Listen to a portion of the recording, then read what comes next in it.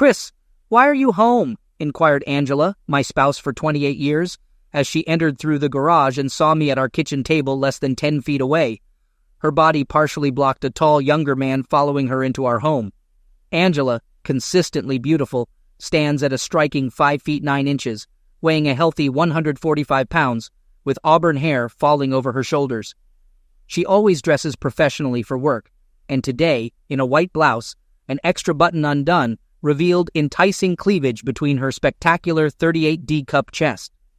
A black linen skirt highlighted her world-class legs, and 3-inch heels perfectly shaped the cheeks of her backside. Briefly contemplating Angela's seemingly foolish question, I responded by stating that I lived there. A quick flash of irritation, which had been increasingly prevalent over the past weeks, surfaced as she inquired about the reason for my presence at home at 3:30 in the afternoon. I often jest with anyone who will listen that I loved Angela since we first met. Meeting her as the administrative assistant for 4 top executives in her company, she escorted me to the senior suite for hours of meetings. Taking a chance, I asked her to dinner as she walked me back to the lobby, and the rest is history. By now, Angie's companion had maneuvered around her and stood at her side. Anticipating a smirk, I was surprised to see concern in his intelligent eyes. Clearly, things weren't going as planned. I couldn't help but question Angie about the reason for her early arrival home, an hour and a half earlier than expected. Angela and I have been inseparable since our first date. I dedicated all my energy to her and our family, establishing a successful insurance brokerage firm. With the assistance of her employer, Angela achieved a bachelor's degree in 6 years, progressing from a support role to leading HR in the company's Hartford, Connecticut office. Having loved Angela unconditionally for nearly 3 decades, I faced the transformation she had undergone with determined calmness. Desiring to break her as effectively as she broke me, I gave Angie my signature crooked grin, prompting her response, "We came home early to talk with you." I questioned Angie about the collective reference to "we" locking eyes with her. Taking advantage of the moment to introduce himself, her companion confidently stated that he was Michael Browner, the new attorney at Kellerman & Sons, closely collaborating with Ong for the past couple of months. Despite his extended hand, which I ignored, and while maintaining eye contact with Angie, I refrained from reacting violently, opting to growl and assert that I knew exactly who and what he was. For the first time, I noticed signs of concern in my wife, and she cringed when I mentioned Ong. "You once threatened severe consequences for anyone who called you Ong. Why tolerate such disrespect in your own home from this individual I'm referring to as Mofo?" I pointed in his direction. Angie, habitually worried and confused, is a meticulous planner. I was certain she and Mofo had meticulously planned for every possible scenario for this conversation, with every I dotted and every T crossed. In her perception, I was already a compliant, betrayed man. A quick glance at Mofo brought a smile to my face. I was fairly certain his sphincter muscle was tightening, soon to be clenched as tightly as mine. A tumultuous situation was brewing, unlike anything Angie and her companion could envision. Taking 2 or 3 deep, cleansing breaths, I endeavored to push aside the growing rage and disgust into a quiet corner of my heart. Internally, I resolved to proceed, thinking it was time to disrupt their plans once more. I suggested the idea of making 3 drinks and proposed discussing matters in the living room. Angie requested a subdued glass of wine. When turning to the other person, he appeared wary. Responding to my offer, he mentioned Angela's information about my liking for bourbon and craft beer.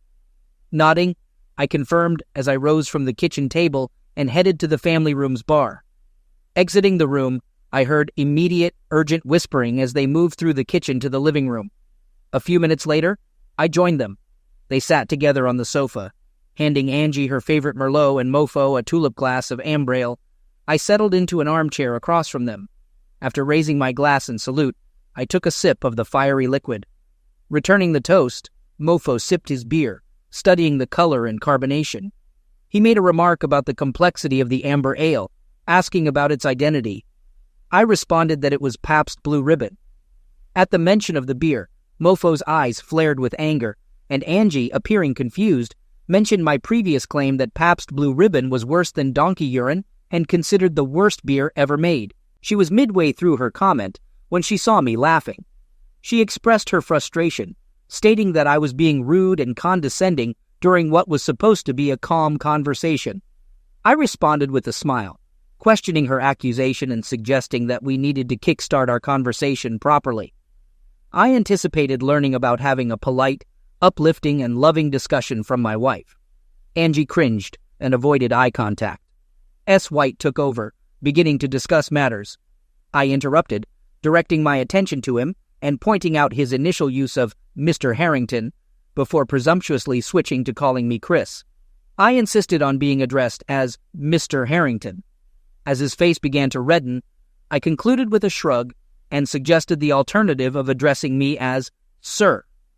Instead of allowing S. White to continue, I turned to Angie and asked with heat, inquiring about the topic she wanted to discuss. When S. White seemed prepared to respond, I interjected, informing him that I was addressing my wife and instructing him to sit there, drink his complex amber ale, and remain quiet. Angie, in a state of fury, expressed her discontent with my behavior that afternoon, insisting that it needed to stop. I nodded, giving the appearance of contemplating her request, and posed a question about whether my behavior was better or worse than hers over the last 5 or 6 weeks. Angie, partially confused and worried, asked for clarification. Mofo seemed to hold his breath, perhaps thinking their carefully crafted plan had derailed. Locking eyes with Angie, I revealed that I was disturbed, expressing my uncertainty about what upset me more, her involvement with someone else or her treating me like an imbecile. Angela's expression showed her astonishment. Her eyes narrowed, and she, in a hushed voice, mentioned having more friends at my office than I did. She received an anonymous email 2 weeks ago, warning about my alleged affair. The email included 3 attachments depicting me on a picnic lunch at Middlewoods Park, engaging in hand-holding and kissing. Apologizing for the way she found out, Angela was in the process of figuring out how to continue when I interjected, asking if she wanted a divorce. She responded negatively, moving to the edge of the couch, leaning forward, resting her elbows on her knees, and passionately expressing her love for me. Angela clarified that her involvement with Michael was a short-term fling, explaining that he was new to Connecticut and hadn't made many friends. She anticipated him finding a regular girlfriend once he was settled. Apologetic, she acknowledged that the situation didn't work for her, as she had signed up for a monogamous relationship with a loving wife. She concluded by stating that she was sorry, but a divorce would better align with her future plans. Angela pleaded with me to stop, expressing her disinterest in a divorce and suggesting that I probably felt the same. She characterized her involvement with Michael as a one-time fling, emphasizing that it was nothing more and that it stemmed from her attraction to him and a desire for extra excitement in her life. She assured me that it had never happened before and would soon be over, promising that it would never occur again. After taking a small sip of my bourbon, I remained silent for a few moments before responding. I pointed out that her promises held no meaning and asserted that everyone in the room knew she was a liar. Anticipating Angela's reaction, I continued, questioning why I should believe this was her first affair and suggesting that it could be her 51st. I urged her to think about our shared efforts in building a family and mentioned that, with Kelly married and contemplating starting her own family, we could now slow down and plan for a wonderful retirement. I expressed the belief that in a few years my fling with Michael would be long over and forgotten. I rose from my seat and, without inquiring if anyone desired another drink, walked to the din and replenished my glass. I was certain my lack of courtesy did not go unnoticed by the 2 individuals in the living room. Upon my return, I observed them huddled together and engaged in a whispered conversation. Mofo sought permission to speak, asking if he could express a few things. In response, I allowed him the floor with a disgusted reply. After gathering his thoughts, he conveyed that Angela was correct in characterizing their relationship as a short-term fling. He expressed regret for getting involved with a married woman, emphasizing that it was something he had never done before. Acknowledging the connection they shared, he spoke about Angela's exceptional qualities. While understanding my mention of divorce in the heat of the moment, he cautioned against it in the long term, noting the decades we had invested together and advising against throwing it away. Additionally, he mentioned Angela's initial concerns about the prenuptial agreement, suggesting its vulnerability due to its age and changes in the legal landscape. He dismissed its enforceability, claiming proof of infidelity was lacking. I pondered how my wife had become so misguided as he concluded his legal summation. Turning to Angela, I expressed my inability to understand her choice of seeking legal advice from a corporate attorney who graduated in the bottom quarter of his class from Texas Southern University Law School, a consistently ranked among the top 10 worst law schools in the country. I questioned how she knew that S-Wipe didn't finish, explaining that knowing one's enemy was one of my mottos. Redirecting my attention to Angela, I inquired about her plan moving forward. After taking a few moments to think, she disclosed that she and Michael were spending the weekend together. She detailed their itinerary, mentioning her presence at his apartment that night and a trip to New York City the next day. They planned to stay there Friday and Saturday night, with her returning home on Sunday. Despite being aware of their exact plans, the audacity of my wife's statement deeply saddened me. I expressed my disappointment, hoping she could perceive the profound sadness in my eyes. I pointed out the impact on our quarterly getaway weekend tradition to New York City, filled with memories of spectacular sights and heartwarming experiences such as award-winning Broadway plays, concerts, and sporting events. I conveyed my feelings about the tarnishing of those memories and expressed concern about the change in Angela, comparing her to the person she was involved with. Angela sensed my devastation and responded accordingly, but I was too consumed by the voices in my head urging me to end it. Turning to a very concerned mofo, I questioned him about his wife's reaction to his involvement with mine. Angela urged me to stop, explaining that Michael was a widower and his wife had passed away several years ago. Even mofo displayed some decency, cringing at my wife's last statement. I smirked and addressed Angela, remarking on the contrast between Michael and her. Without pause, I inquired about her being widowed, and Michael hesitantly confirmed it. I reached down and retrieved a manila folder from the backpack next to my chair. After opening it and scanning the first page, I revealed details about Michael's late wife, Dr. Cynthia Browner. She was an emergency department surgeon at Ascension St. John's Hospital in Detroit, with a husband, Michael, and 2 daughters, Katie and Lacey. The document mentioned her resignation and relocation to the Hartford, Connecticut area to join her husband immediately after her children finished school. Despite my dissatisfaction with my marriage, I couldn't help but find the look on Angela's face amusing. Angela confronted me about the revelation, asking if I had lied to her. In response, I couldn't contain my laughter, expressing amusement at the situation of a cheat and a liar accusing each other of dishonesty. Michael intervened by reaching out and cupping Angela's hand. Just before I could protest, anger boiling inside me, I realized something unsettling.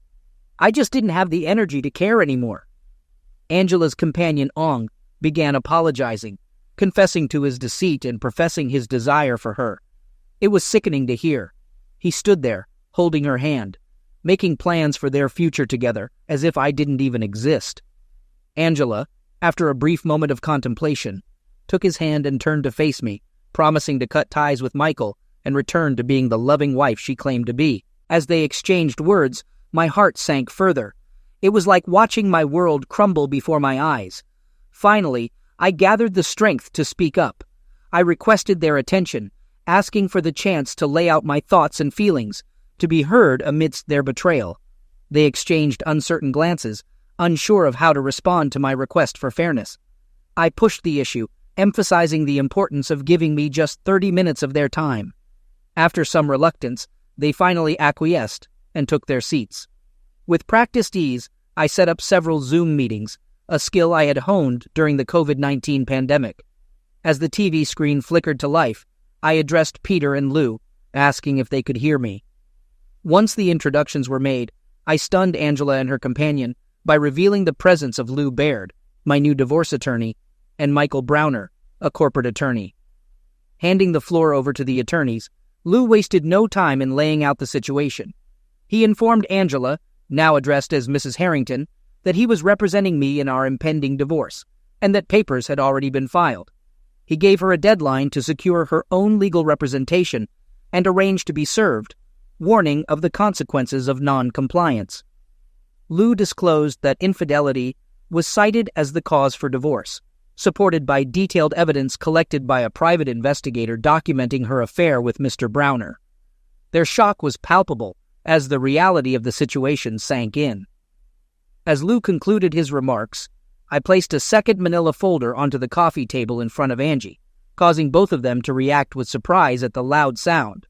I informed them that it contained a copy of our divorce petition, along with the private investigator's report. As Asweep reached for the folder, Angie briefly glanced back at the screen. I then stated our intention to insist on the full enforcement of the prenuptial agreement, emphasizing its regular review every 2 years to align with state legal guidelines. With Angie's signed and notarized signature on every update for the past 28 years, I expressed confidence in its enforceability.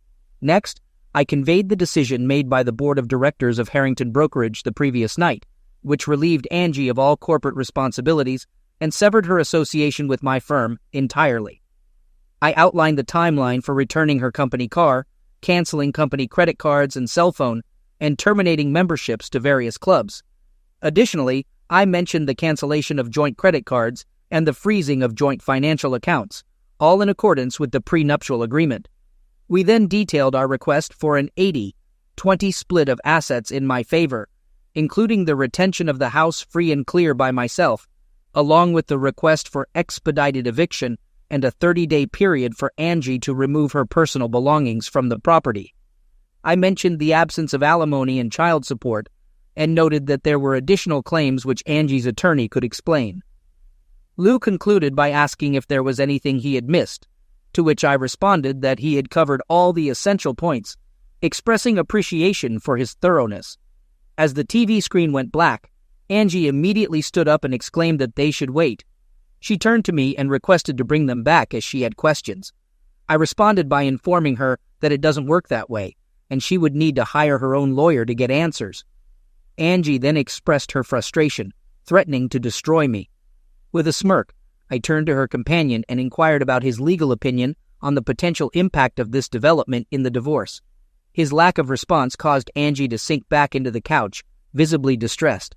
I couldn't help but smile widely as I waved the TV remote at her before pointing it at the TV again. As the second Zoom meeting commenced, I addressed Jake and confirmed if he could hear me. He responded, stating that he had a conference call to attend and needed to keep it brief. He proceeded to inform Browner of his termination, stating that his personal items were being removed from his office and would be left in the lobby, with a 24-hour window for retrieval before disposal. Jake mentioned that there would be no recommendation provided to Angela. I could sense Angela's fear as her boss's voice slowed down and sighed. Observing her shaking, I realized she was terrified. Despite expressing disappointment in Angela's behavior as a senior member of his staff, Jake acknowledged her 29 years of exemplary service. However, he announced that her position in Hartford had been eliminated and offered her a similar role at their facility in Albany, New York. He gave her a week to decide on the transfer and 30 days to complete the relocation. The screen went blank again, leaving Angie in tears, while her companion slouched back on the couch. I was purposely smirking at Mofo. When he saw me, his rage started to build. He was younger, bigger, and, I'll guess, stronger. Unfortunately for him, he was as stupid as a bag of rocks. As Mofo was ready to explode, I once again waved the remote, pointed it toward the TV, and pressed a button. The screen lit up, and I asked, "Dr. Browner, can you hear me?" Mofo and Angie sat in stunned silence. They were white as ghosts, and their mouths were hanging open. The face of a beautiful blonde filled the screen. Cynthia addressed Michael, informing him that she had filed for divorce and that he should expect to be served in the coming days. She stated her intention to remain in Michigan with their children and mentioned that she had managed to retain her position at the hospital. Michael pleaded with Cynthia, asking her to reconsider and suggesting that they could work things out, insisting that his affair was just a fling. The expression on Cynthia's face, as seen on the screen, indicated her disgust. Cynthia dropped a bombshell, revealing Michael's repeated job losses due to his infidelity.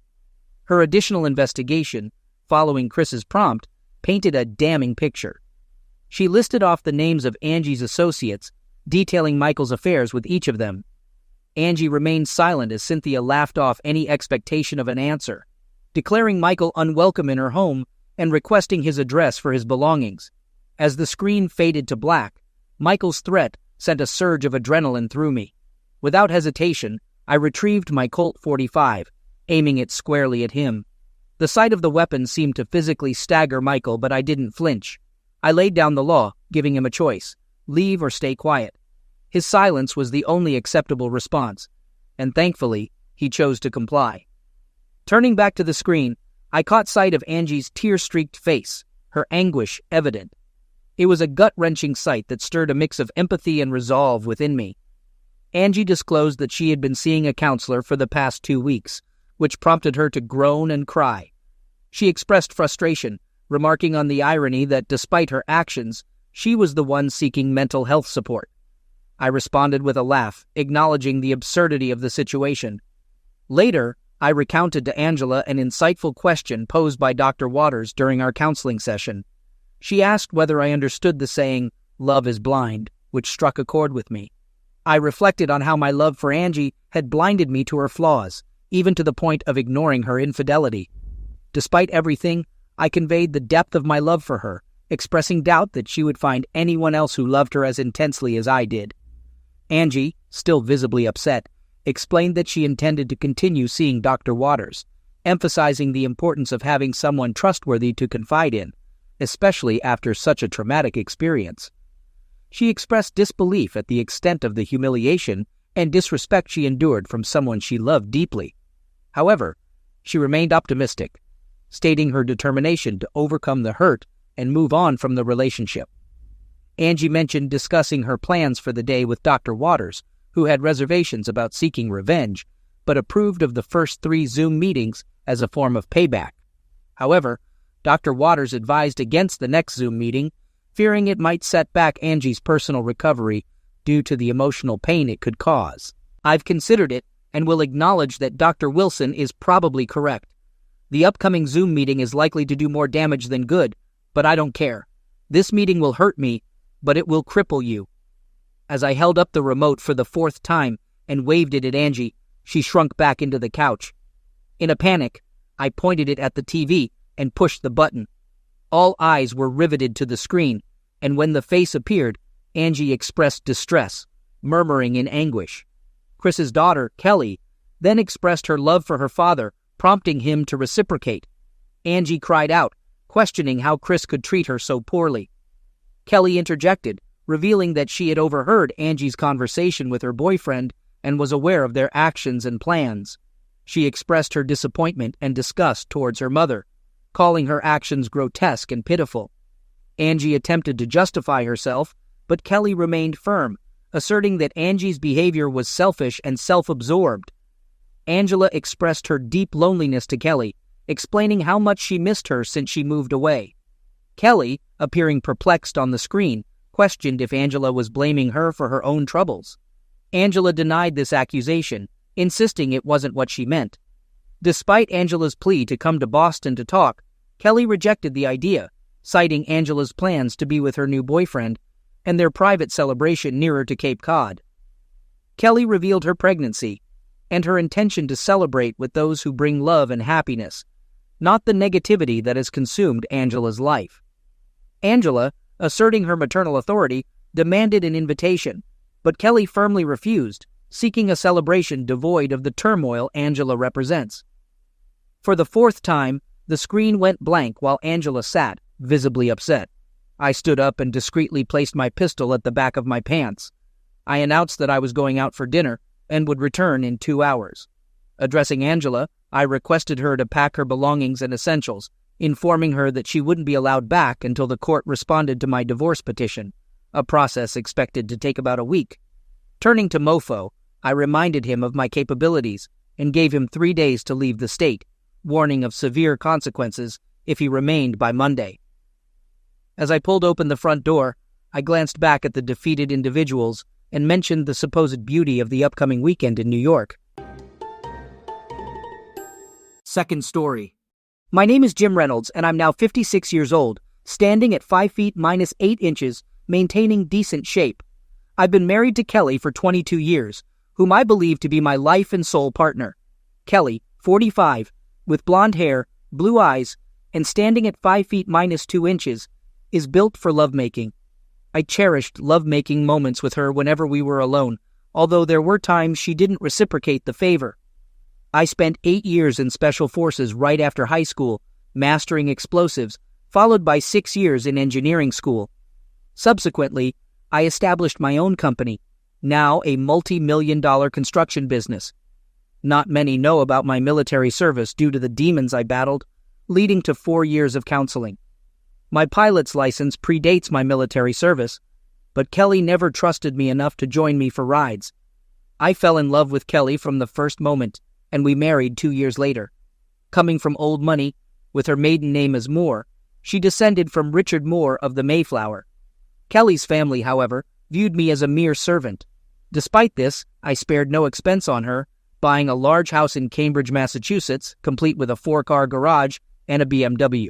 We have 2 kids, or more accurately, she has 2 kids, John, 21, and the 19-year-old, both in college. I bought them each brand new BMWs, and I own a 10-year-old GMC 4-wheel drive pickup. About 6 years ago, they began mistreating me, later revealing they don't consider me family. They don't heed my words and do as they please, only listening to Kelly, their mother. I hired John 8 years ago, thinking he was my best friend, but the kids seemed to adore him. Approximately a year ago, Kelly inadvertently left her email open, and my curiosity led me to read through them all. To my disbelief, she professed to have despised me since we met, a sentiment echoed by her entire family. Shockingly, I discovered the kids aren't mine. They belong to my ex-best friend, John, a truth they've known for about 6 years. Unbeknownst to me, John knew Kelly before I hired him, and the situation amuses them. My son Rick and John, my ex-best friend, find humor in my obliviousness. Upon marrying Kelly, my father-in-law insisted on a prenup, which I signed. It expires in 2.5 years after 25 years of marriage, and includes an infidelity clause stipulating that cheaters leave with nothing. A friend from my military days, Kevin, connected me with Paul, an expert in surveillance. Paul set up a system where Kelly's emails are forwarded to a private account of mine, along with copies of my kids' emails. My entire house is wired to allow me to hear their phone calls, and I have video recordings. Without Kevin's intervention, my family might have faced dire consequences. He dissuaded me from resorting to violence and suggested ways to hurt my family emotionally, such as taking their money, tarnishing their family name, and exposing their disgrace publicly. John and his friends mock me, well aware of the prenup and the affair, eagerly anticipating the arrival of Tom, my best friend, to take over. I possess a video of my father-in-law discussing a plan to create the illusion that I received funding for my company from him. Their scheme involves having John take control of my business, a plan they've been plotting for years. This explains their strategic move to have John apply for a position at my company and act as if he were my closest ally. The only individuals I genuinely trust are my old military buddies, and I'm grateful for maintaining contact with them. I've enlisted Paul as a computer consultant for my company, and he has secured its network, helping me identify allies and foes. This provided me with about 1.5 years to prepare for an impending divorce. During this time, I assumed a role that required me to endure a strained relationship, refraining from expressions of love and engaging in physical closeness only to maintain appearances. Reflecting on how she mistreated me, I intensified these encounters to inflict emotional distress. I made sure to do so only when I was certain she hadn't been involved with John, often sending him out of town for business without her catching on. Although I acknowledge past indiscretions, I pretended ignorance to keep up the appearance that John remained my closest friend. To humiliate her, I engaged in public encounters and discreetly conducted DNA tests that revealed our children weren't biologically mine, but rather John's. Their elaborate plan involved John taking over the company after our divorce, aiming to exploit and embarrass me. Privately, I met with a competitor to sell my company at a reduced price, as I trusted his honesty despite our prior competition. I disclosed my reasons for the sale, ensuring confidentiality among a select few, including our lawyers. The law firm I hired shared my disdain for my father-in-law, a key factor in my decision to engage their services. They provided guidance on establishing a private bank account and phone account. Additionally, They suggested convincing Kelly and the kids to lease cars instead of buying new ones, a proposal well received by everyone involved, ensuring annual upgrades at a lower cost for me.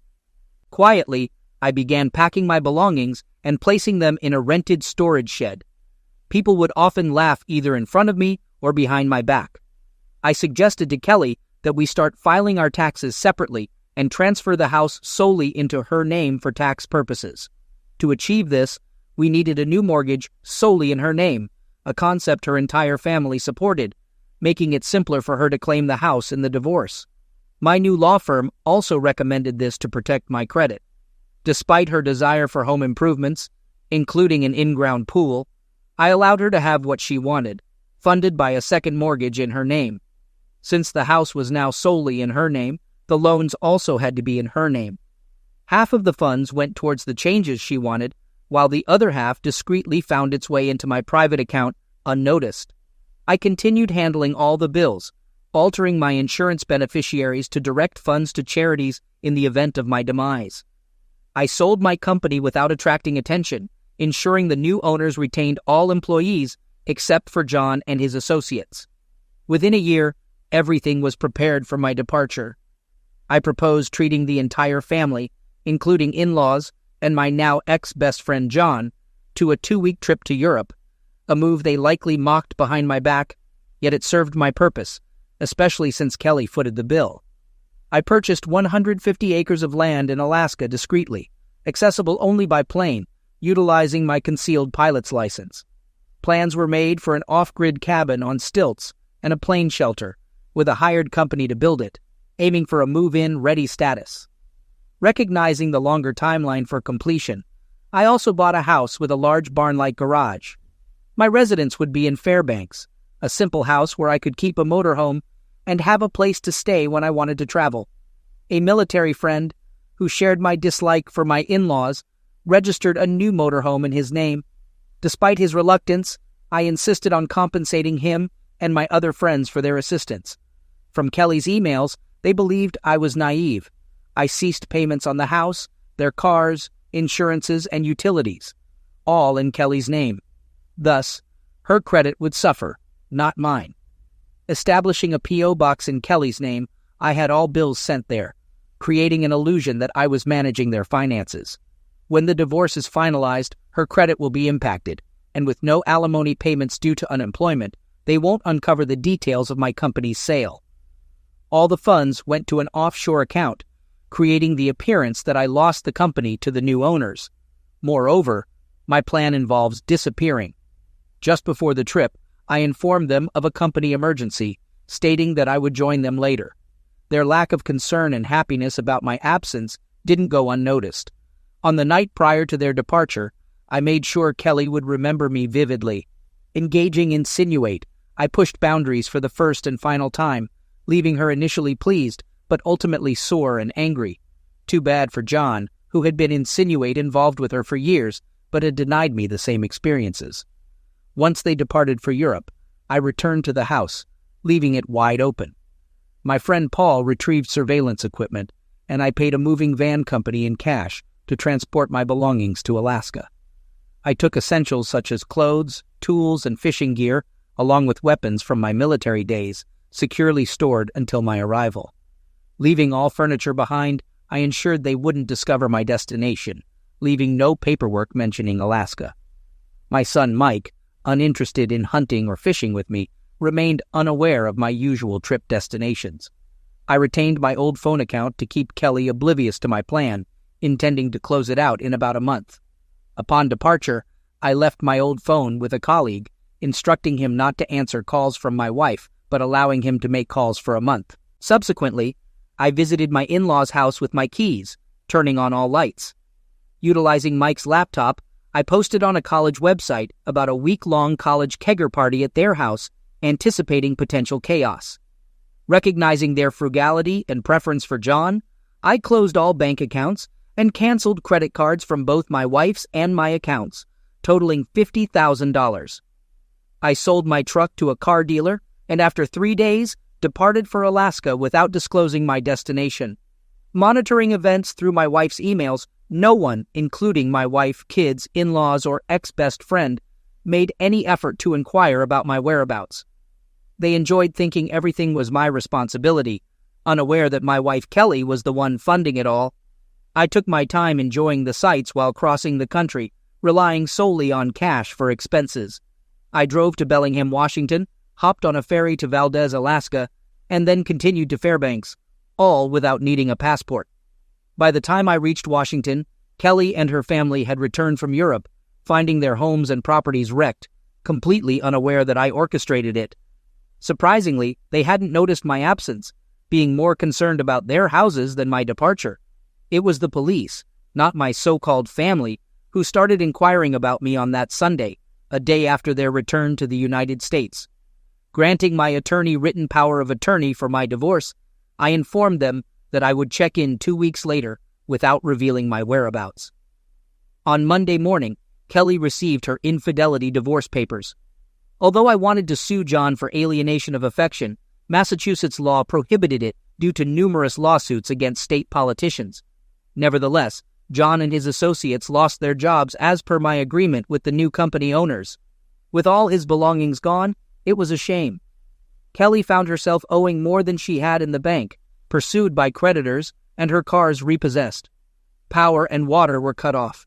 Property taxes and both mortgages were overdue, forcing her and her spoiled kids to move into her parents' hotel since their home was completely trashed. Her parents had to rent cars for the entire family. Feeling empathy for their difficulties, John also had to move in with them, pleading with Kelly's parents for a rental car. They transitioned from BMWs to less impressive vehicles.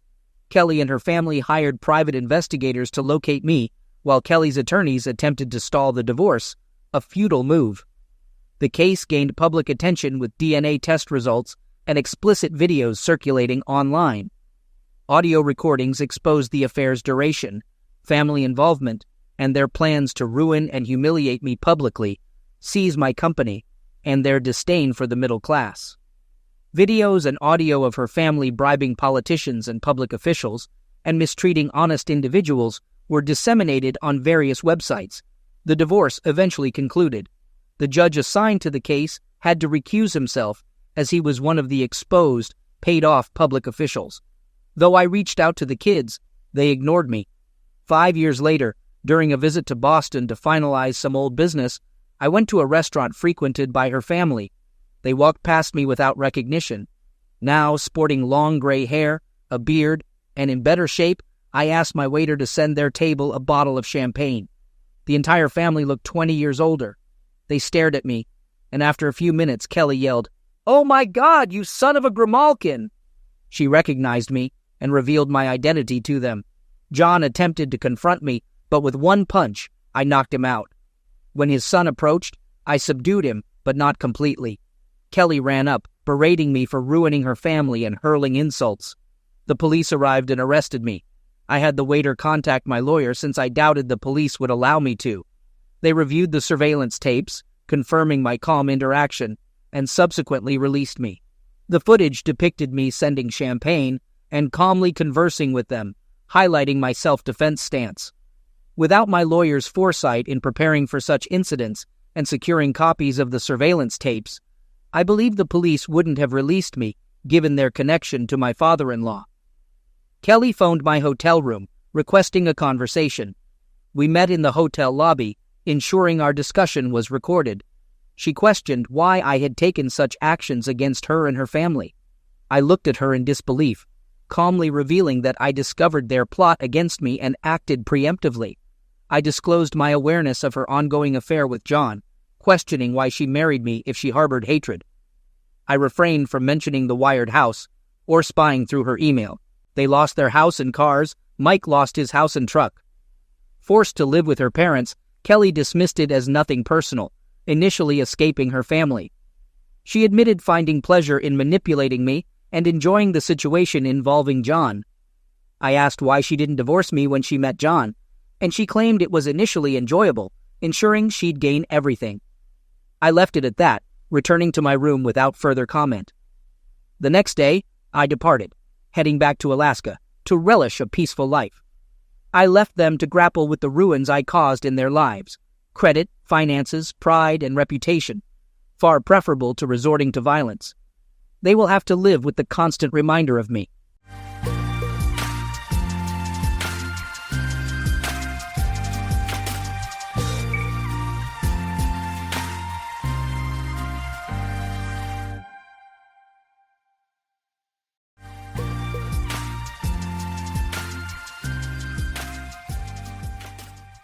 The bridge, not long or wide, is a simple wooden structure that spans the narrow yet profound gap between past disappointments and future uncertainties. Let me introduce myself. I'm Lyle Jetterman, now 38, a man who previously only differed from others in that he was the husband of 36-year-old Gloria and the father of 12-year-old Robert and 8-year-old Anna. It's a pleasant family picture, albeit with a significant financial burden. To meet my duties as a husband and father, I worked at Countryman Realtor for 5 years before Gabriel Zelo bought the company from Bernie Schleifer. Real estate wasn't my first career choice, or even my desired one. I started my career after graduating from law school. At that time, I had been married to Gloria for 3 years, and she was pregnant when I graduated. The job market for young lawyers wasn't very promising, but Gloria's pregnancy gave me a strong incentive to find a job that could support my family. The initial job I secured was at a law firm specializing in representing banks during home loan closings. It wasn't the career I had envisioned, but it was employment.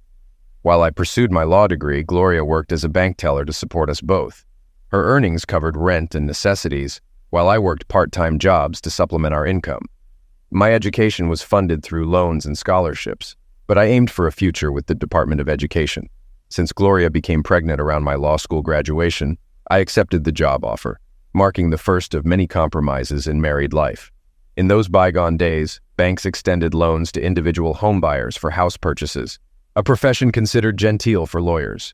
I sat at the desk handling house-flipping transactions on behalf of lending institutions. During mortgage closings, buyers paid the bank a commission of roughly $500 for my services. The law firm received this sum along with an additional $500 from the insurance company. Each successful closing meant earning a solid $1,000 when we sealed the deal. Naturally, the firm profited, and I received a small portion as my salary. It seems all good things must end, and honorable frugality gives way to insatiable greed. Shortly after my wife Gloria gave birth to our second child, the consolidation of small banks into larger ones, which were then absorbed by even bigger ones, reshaped the banking landscape. Retail loans became obsolete as banking transitioned into a wholesale trade, operating at an industrial scale. Each morning, I'd confront a stack of mortgage paperwork at work, slated for same-day closings. While profits likely soared, the frenetic pace of simultaneous house closings left me with an uneasy feeling about the sustainability of this model. Over my 7-year legal career, I didn't advance to partnership, but ascended to the esteemed status of a private contractor, earning $75 per closing. With 7 or 8 loans closed daily, 5, and sometimes 6 days a week, my income was respectable. However, I harbored doubts about the longevity of this arrangement, sensing an impending downturn. Bernard Schleifer, or Bernie as he preferred, approached me. Seeking a legally savvy individual, Bernie aimed to expand his company, Countryman Real Estate. With his main contract transitioning to the Sunbelt, Bernie eyed growth. His company held shares in the Scarlet Woods development, boasting 100 approved lots with plans for 400 more. Strategically located 2 miles from a tech park with 2,000 high-tech jobs on the horizon, Bernie, a builder-developer, excelled at securing financing for growth projects. However, he struggled to market to homeowners seeking upgrades or adjustable-rate mortgages. Strangely enough, when Bernie and I first met, everything clicked. I thrived on selling houses and paid close attention to details, especially when it came to managing the flurry of paperwork involved in transactions. Drawing from lessons learned from previous employers, I implemented profit center strategies, boosting Bernie's sales by leveraging partnerships with home insurance agents, movers, gardeners, and more. We swiftly evolved into a comprehensive agency with one goal: maximizing home sales and capitalizing on associated services. Bernie wasted no time in initiating construction projects, while I diligently managed day-to-day operations. He handled major deals, while I took care of smaller ones, earning a handsome salary as his trusted employee. Bernie foresaw the impending crisis.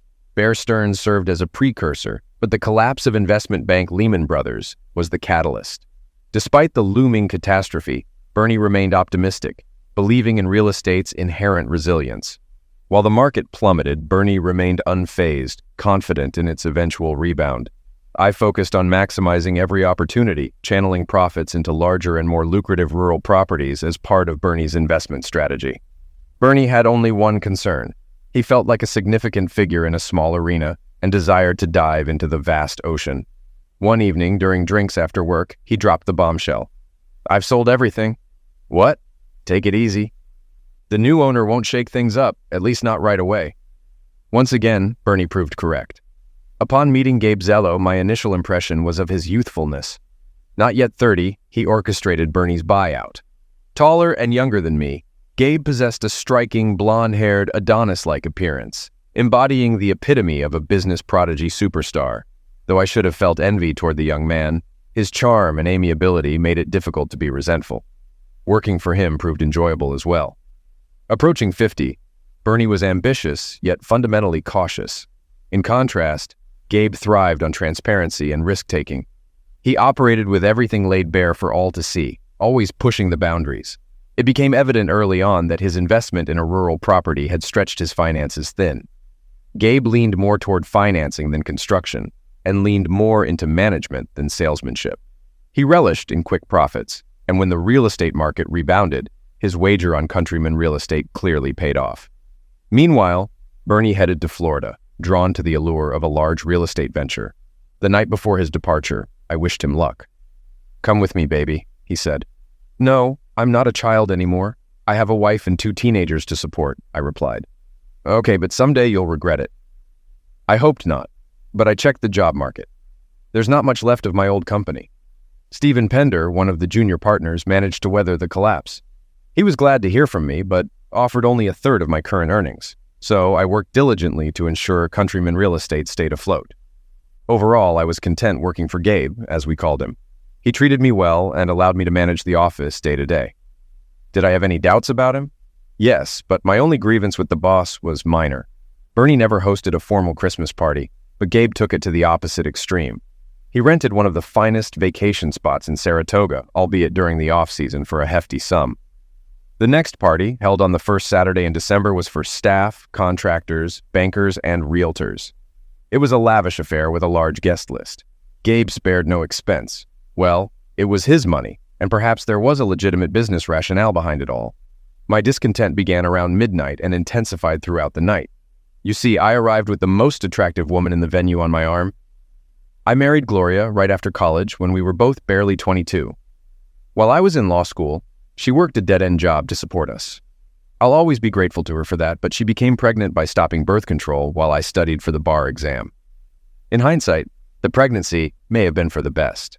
We've been good parents then and still are now. While I struggled with renting houses, Gloria raised our kids and worked nights to earn her doctorate in child psychology. When our youngest child started school, Gloria returned to work, landing a job at the State Department. She also embarked on what I now call her running career. Gloria could be described as chubby, especially compared to some undernourished models. But at 30, she transitioned from swimming at the YWCA pool twice a week and jogging occasionally to running long distances solo every morning.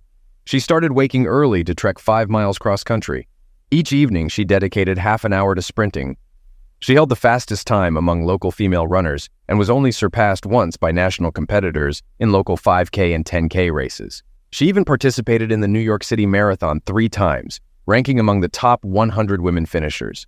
I'm not a stay-at-home type. I hit the gym at least 3 times a week and bike 20 miles on summer weekends. However, with over 5% body fat, I don't boast a physique sculpted by Michelangelo. I stood by Gloria in her endeavors, witnessing her early morning routines and returning sweaty as I woke the children. I felt proud of my wife, so when I entered the Christmas party with this tall, dark-haired beauty on my arm, conversations hushed and heads turned to behold the striking Gloria. Standing just over 6 feet tall in her 3-inch heels, she matched my height perfectly. Her raven locks cascaded over her shoulders, shimmering in the ballroom lamplight that evening. Despite her efforts to attend the party, Gloria wore a new form-fitting black dress. The scallop-trimmed attire hinted at her cleavage and was daringly short, showcasing her fabulously long runner's legs. This dress accentuated her flat stomach and sculpted rear, drawing admiring gazes. No longer a chubby girl, my wife exuded confidence as a remarkable woman. In Gabe's arms, she wasted no time in greeting us and joining him for a dance. Although I couldn't deny they made a lovely couple, his attentiveness seemed to border on inappropriate. Shortly before midnight, he approached her and kissed her passionately beneath the mistletoe. While I wasn't jealous, yes, my wife was attractive, but I trusted her. We had weathered many hardships together. From years of law school to raising children and paying off school loans, we had overcome illness and feticide. I felt sorry for couples who hadn't faced such trials together. It's adversity that strengthens a marriage. Gloria and I had faced everything together and remained deeply in love. As Gloria reveled in the attention while drinking, I dismissed it all as the result of the festive atmosphere. I escorted my wife home, and we didn't discuss the incident further. It was just an effect of too much hard drinks, I reassured myself. 6 months later, Memorial Day weekend rolled around, marking the halfway point of the year, which had been favorable for the real estate sector with a notable increase in clients. The final week of May experienced record-breaking heat, setting the hottest temperatures in the past decade. The company's operating account brimmed with cash from home sales, scheduled for deposit on the first business day of June. We planned to review the checks and electronically pay the banks when the office reopened after the 3-day weekend. "Are you joining us for the weekend camping trip?" Gabe inquired. He had rented a mountain cabin in the Adirondacks for Memorial Day weekend and had been talking about it incessantly for weeks. Though his invitation extended to Gloria and me, I was hesitant. "I'm not sure what Gloria's plans are," I replied, attempting to decline politely. "Oh, she's coming. She's looking forward to it," Gabe insisted confidently. I regarded him with uncertainty. "We discussed it on the phone," he added hastily. Why did I doubt him? Nevertheless, after he departed, I called Gloria, and indeed, she was enthusiastic about the trip. Reflecting on it now, I realized that this was the pivotal moment to avert disaster, but I failed to recognize it. I loved Gloria deeply and trusted her implicitly. According to MapQuest, the journey to Gabe's house would be challenging. I traded my Honda Accord for a 4-wheel drive SUV at the rental place. The last 20 miles of the route were along mountain roads, with the final 3 miles on dirt tracks. Having visited the Adirondack Mountains before, I knew firsthand their rugged nature. Gabe's residence lay southwest of Saranac Lake, and the journey took nearly 4 hours. The GPS guided us for the last 5 miles, leading us off the beltway onto the final 2 miles of semi-paved road that terminated at a sturdy wooden bridge. Though narrow, the recently renovated bridge spanned a ravine. While not excessively wide, the gap was deep, characteristic of the terrain typical of the Adirondack Mountains. It's such challenging terrain that preserves their untamed wilderness. I traversed the bridge cautiously, contemplating if there might be another route available. Despite the absence of an alternate exit on the GPS map, I felt like a mouse ensnared in a trap, wondering if there might be a lurking carnivore nearby. 3 miles along a rugged dirt road, we arrived at a 2-story house nestled on a clearing on the mountainside, roughly 1,000 feet below the summit. A dozen Adirondack peaks loomed to the north, providing a picturesque backdrop to this remote location where what appeared to be a rustic cabin had been erected. I parked the SUV in a meticulously maintained parking lot adjacent to 3 similarly upscale vehicles. Everything appeared pristine and meticulously tended to.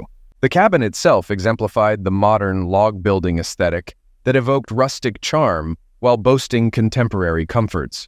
Adorned in a fusion of modern and traditional paneling, it exuded the ambiance of a 19th century mountain retreat, albeit with modern conveniences. It was evident that Gabe had spared no expense to create this illusion. I had little doubt about his intended audience for such ostentation, and it certainly wasn't me. We were welcomed on the expansive porch adorned with Adirondack chairs and rustic decor by a group of 6 individuals. Among them were 3 young men, Gabe and 2 of his college acquaintances. Ken Lewis, the shortest among them at about 5'10", possessed a muscular physique akin to a weightlifter, nearing his 30s. Though starting to bald like Gabe, Ken's rugged features were accentuated by his muscular frame visible beneath his tight t-shirt and shorts. The second college friend, Glenn Sachs, stood at roughly 6 feet tall, slender with curly blonde hair. He appeared more aesthetically pleasing than Ken, his arms wrapped around a blonde woman introduced as Sharon. Sharon exuded beauty with her voluptuous figure and ample bust, likely in her 30s, possibly older, and noticeably 8 to 10 years Glenn's senior. Standing beside Ken was Robin, a slightly younger woman clearly accompanying him. She possessed a bubbly demeanor, short stature, and a well-endowed physique, with bosom seemingly disproportionate to her petite frame. The final member of the group stood tall with flowing brown hair. She was Paula Henry, one of those individuals often described as beautiful, possessing attractive, yet sharply defined, not entirely feminine features. Her demeanor suggested intelligence, a trait acknowledged by herself and others. Clearly the youngest among the women, she was a schoolmate of the boys. Despite the warm and overly enthusiastic welcome we received, there was an air of peculiarity. Gabe specifically greeted my wife with enthusiasm, while I received a more perfunctory acknowledgement. Meanwhile, his friend Paula regarded me with a scrutinizing gaze, akin to one observing a laboratory specimen before dissection. Dinner arrangements were swiftly made, prompting us to hastily stow our belongings in our designated second-floor bedroom adjacent to Gabe's master suite. Seated in the expansive Great Hall, serving as a combined living room, dining area, and game room, we indulged in gourmet microwave meals around the grand oak table. Though the food was delectable, it was evident that it came with considerable expense and minimal effort. Wine flowed generously, and I monitored my intake, mindful of my host's persistent attempts to replenish our glasses. Post-dinner, the group congregated around the gas fireplace on the terrace, where potent drinks and herb made an appearance, setting the tone for a weekend characterized by revelry and mild use. As I navigated through the situation with careful inquiry and astute observation, what initially seemed like a typical holiday weekend with my boss, his friends, and their partners took on a more intricate undertone. It soon became apparent that Robin had a fiancé elsewhere, while Sharon was married with 2 children and a husband waiting at home. Infidelity was treated with casual disregard and even humor. Paula remained fixated on me, seemingly detached from the group. Although she appeared to be aligned with Gabe, she showed no offense at his overt flirtation with my wife. Throughout the night, Gabe positioned himself mostly between Gloria and Paula, directing most of his conversation towards Gloria. My attempts to engage Paula were met with polite but distant interest, signaling me to refrain from further interaction. As midnight approached, the guests, still in high spirits, seemed prepared to retire for the night, yet an unspoken anticipation lingered. Suddenly, Gabe addressed me, acknowledging my probable fatigue from the lengthy drive. "Are you ready for bed, Lyle?" Gloria suggested, to which I jokingly insisted on another drink, offering it to Gabe. Internally, I fumed at Gabe's attempts to seduce my wife, questioning Gloria's behavior throughout the evening. Was she truly enamored with him? It was a night of waiting, but ultimately I emerged victorious. Returning to our designated room, Gloria entered the shower alone, and I refrained from joining her, recognizing the futility. Upon her exit, she sat undressed on the edge of the bed, inviting me to join her. "I want to enjoy this weekend," she expressed, reflecting on our challenging past and acknowledging my unwavering support.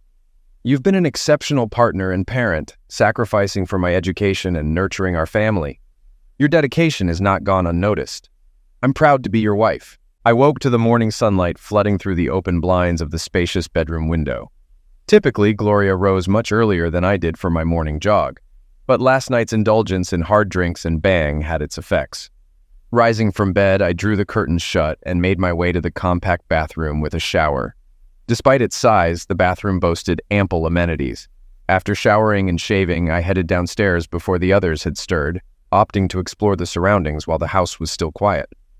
Moving from the main room to a patio featuring a fire pit and built-in outdoor BBQ, I then ventured onto a raised terrace housing a small pool and sauna.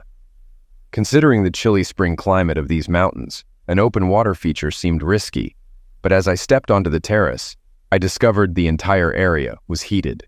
Solar panels adorned the higher slopes of the mountain, heating both the pool and likely the house. Crossing the terrace, I reached what appeared to be a small barn, devoid of animals but stocked with ATVs, snowmobiles, and gardening tools, including several small tractors. As I passed by, the distant sound of a babbling stream caught my attention. About 20 yards behind a locked barn with a chimney protruding from its roof, I glimpsed through a small window, spotting a generator and fuel tanks. It was evident that meticulous care was taken to ensure the provision of gasoline for recreational vehicles and emergency power through the generator. This location felt like its own secluded universe, evidently prepared for any conceivable scenario. Despite the stream appearing small and shallow, I reconsidered its size when witnessing a fish leap from its waters. "Are you fishing?" came a voice from behind me. Turning, I found Paula standing there. "Not today, but I used to when I had more free time." "Seems like this weekend might offer you that chance." "Are you into fishing?" I inquired. "No, like you, I lack the time." "Perhaps we could have breakfast and then take a hike up the mountain. It'd be a shame to come all this way and not reach the summit," she suggested. Paula prepared coffee in the stainless steel maker while the kitchen pantry held microwave-ready breakfast options. Opting for instant oatmeal, I noticed none of the others had yet stirred. They'd likely sleep in. "How about that hike?" she proposed, smiling. With Paula evidently knowing the trail's beginning, she led us straight to it. Initially, the summit didn't seem too far, but an hour later, it felt as distant as when we began. "Are you sure about reaching the top?" I questioned. "Why quit now, old man?" she teased. "I'm just thinking about what the others will say when they find us missing." "Don't worry, I doubt they'll mind." Finally reaching the summit, the sun positioned nearly overhead indicated noon was nearing. The mountain's peak was somewhat underwhelming, with a flat area bordered by rounded edges. 2 weathered wooden benches faced east, offering views of the gatehouse and several distant peaks to the south and east. Though the fog obscured distant vistas, the air felt crisp and pure. Seating herself, Paula appeared content to soak in the view. "Mind if I join you?" she asked. "I'd like to rest before heading back down." "No, the old man could use a rest," I responded, prompting a smile from me. "So Glenn is a broker, Ken is a banker, and Gabe is a developer. But despite talking all night, I never found out what you do," I remarked, eyeing her thoughtfully. She seemed to weigh the question, assessing the potential consequences. "I'm an inspector. I work for the government. It's a low-paying and rather dull job," she divulged. "Have you inspected anyone we know?" I inquired. "Not recently. Back in college, it felt like I was always bailing them out, covering for them with angry girlfriends or providing cheat sheets for exams. They were always on the edge. That's what makes them who they are. Extraordinary young people," she explained. "So, is this your job now? Covering for them? What's the point of closing the barn door after the horse is bolted? It won't help you retrieve your horse. Rules just hold things back. It's better if smart people rise to the top and the rest step aside. Ultimately, everyone benefits according to their own merits," I mused. "What about your role this weekend? You didn't attend the party last night," I pointed out. She fell silent, caught off guard by the question. I rose and moved to where I could see the road leading down the mountain. There was only one way out. The way out. Turning back to Paula, I scrutinized her. Had she considered this? The others, I realized in a moment of insight, were entirely oblivious to anything beyond their own physical desires. But was she? Clearly, she was observant. She must see the issue as I did. "I'm just here as the designated sober one. I ensure everything runs smoothly, intervening only if absolutely necessary," she explained. "Meaning, unless the Golden Boys need you," I summarized. "I wouldn't put it like that, but I certainly prioritize what's best for them, for everyone, in the long run," she clarified. "Shall we head downstairs?" I suggested. "What's the rush? The journey back will be quicker," she remarked. "Yes, quicker, but the slope is steep and perhaps more perilous. You could take a nasty fall," I cautioned. "Why worry when you're already at the top?" she retorted, though she rose and began to descend. We returned to the lodge without incident, yet my concerns intensified.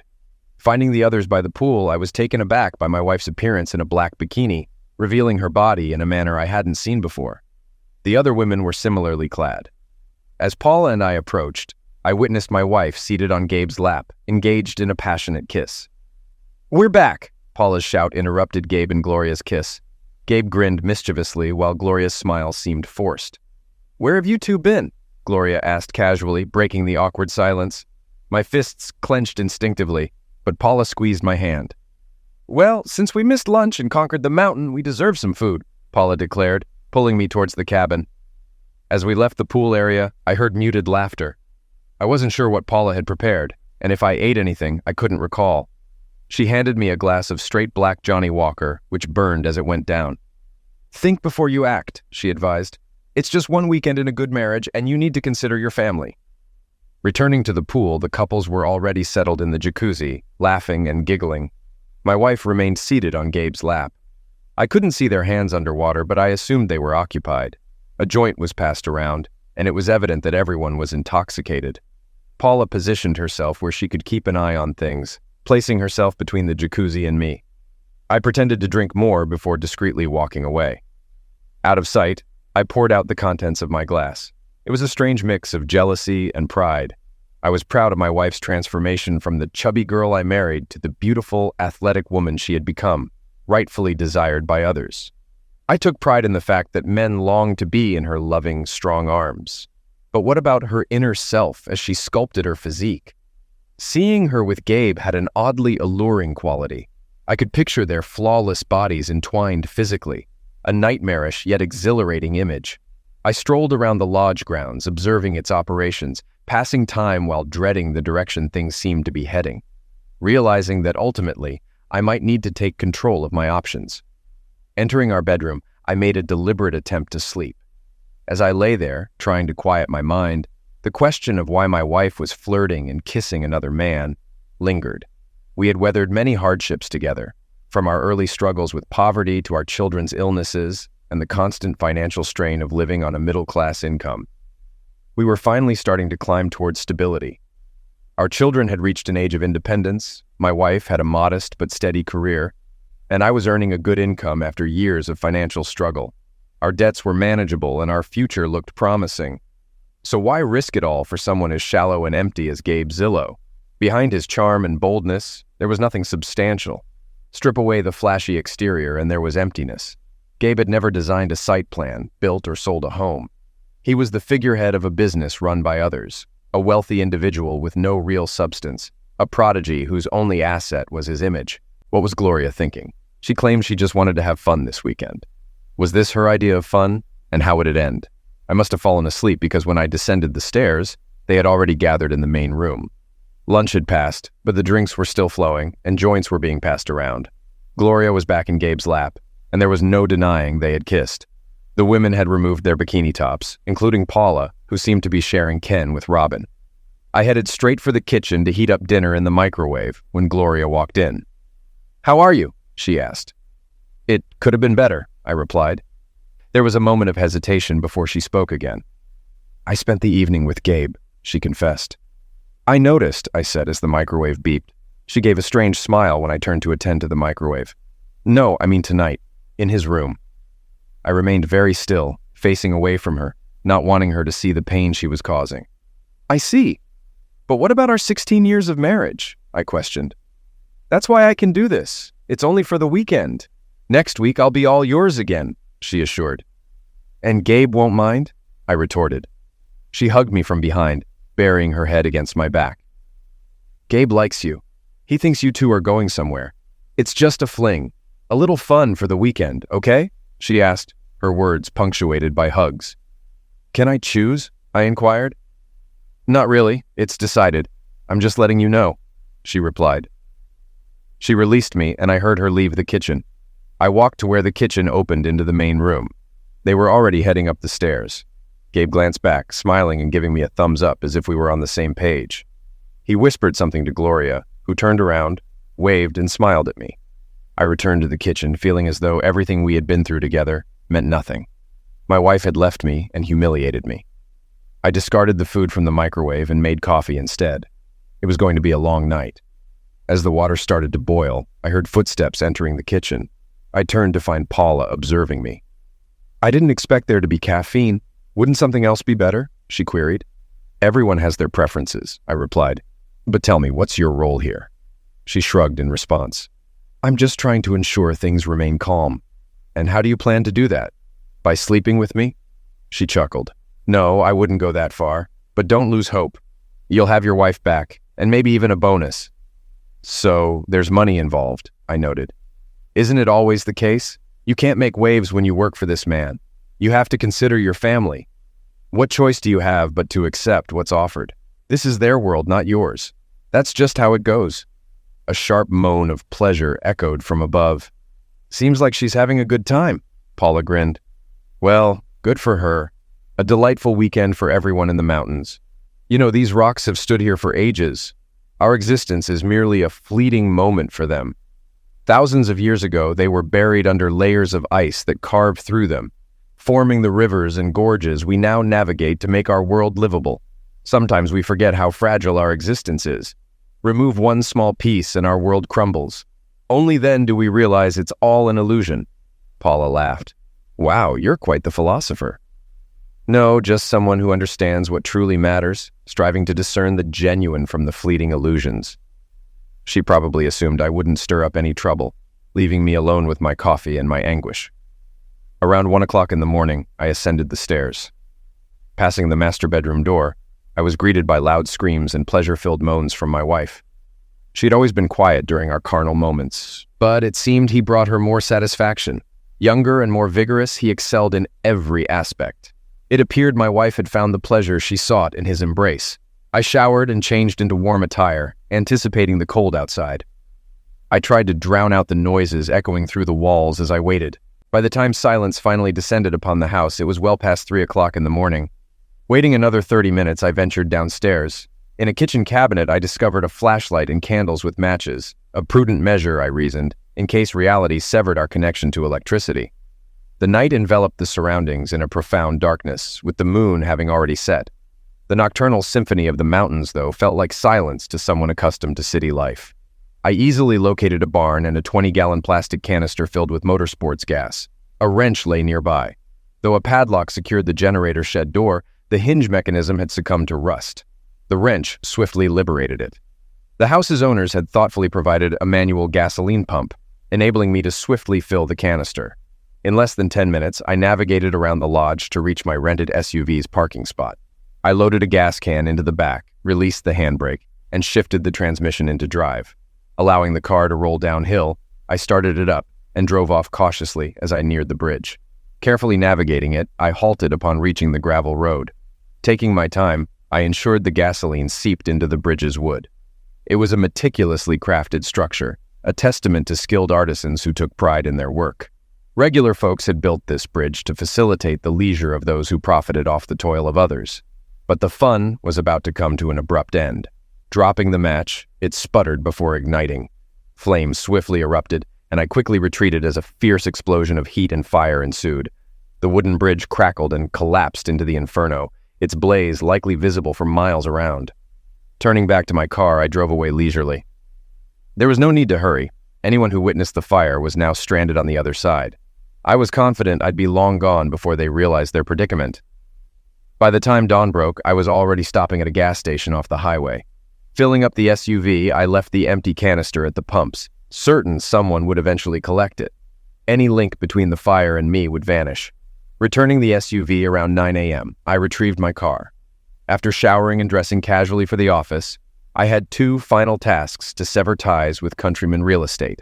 Bernie, though a good boss, was forgetful, often leaving items in his office. With keys to every door and filing cabinet, I had easy access.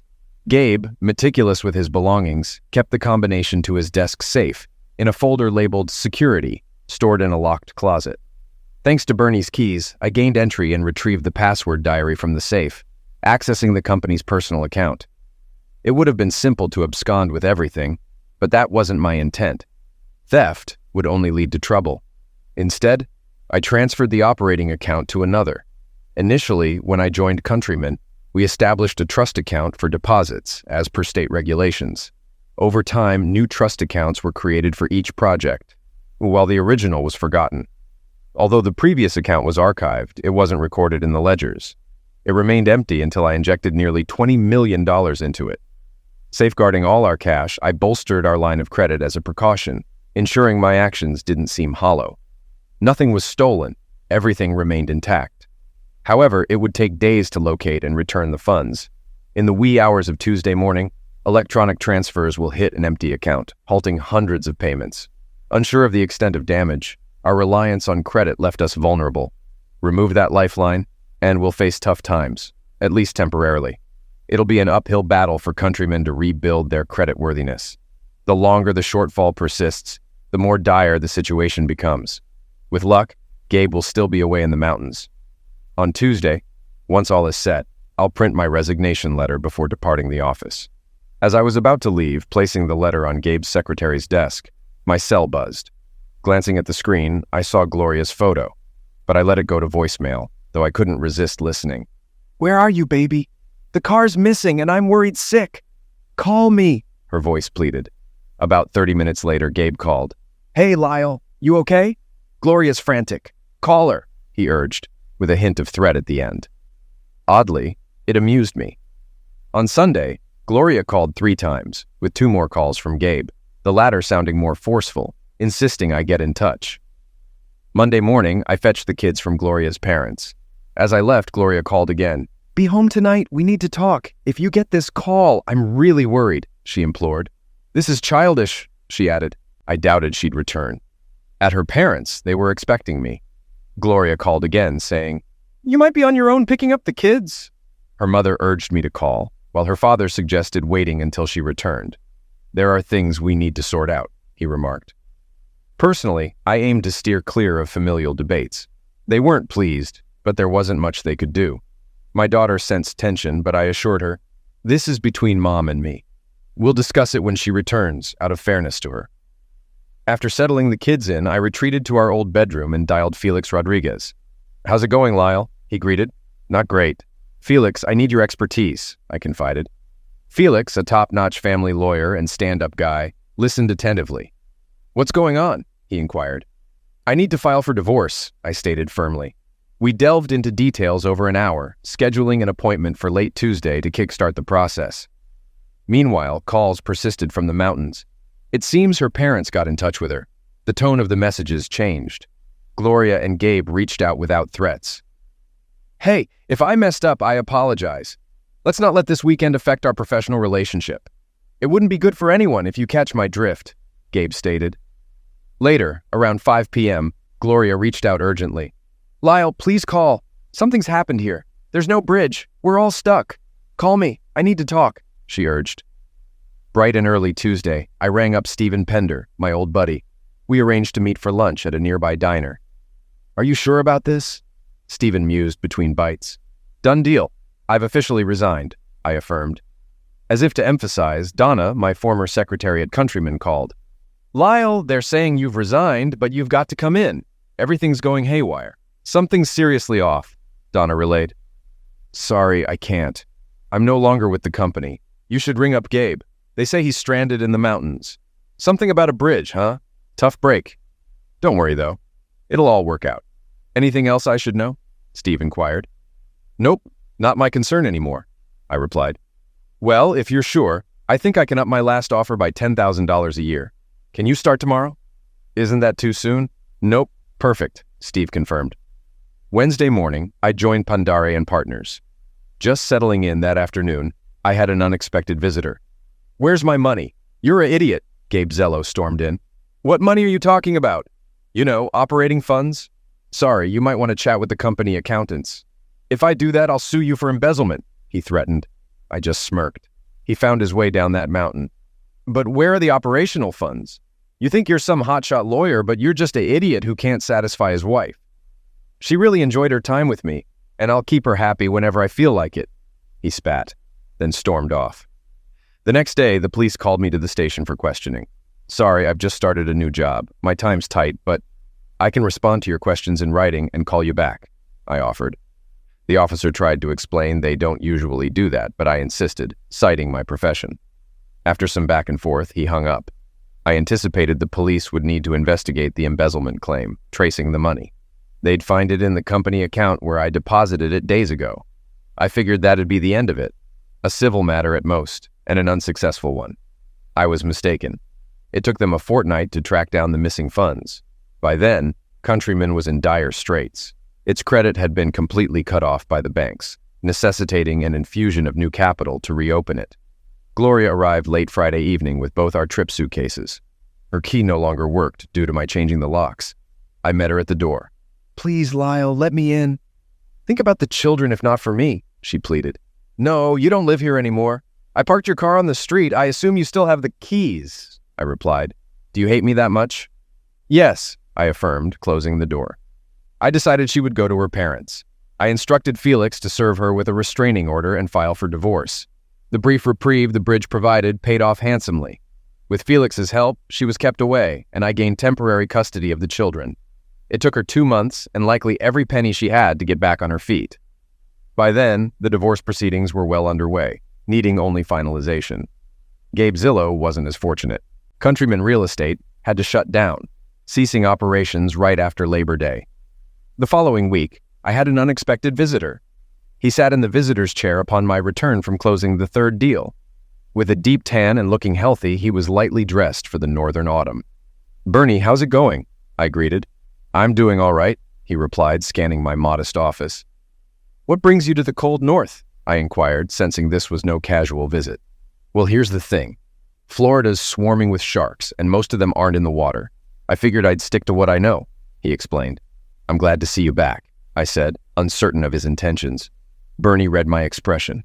"I took a hit down there, starting over, but it seems I got lucky. This company I own seems affordable," he revealed, a smile appearing.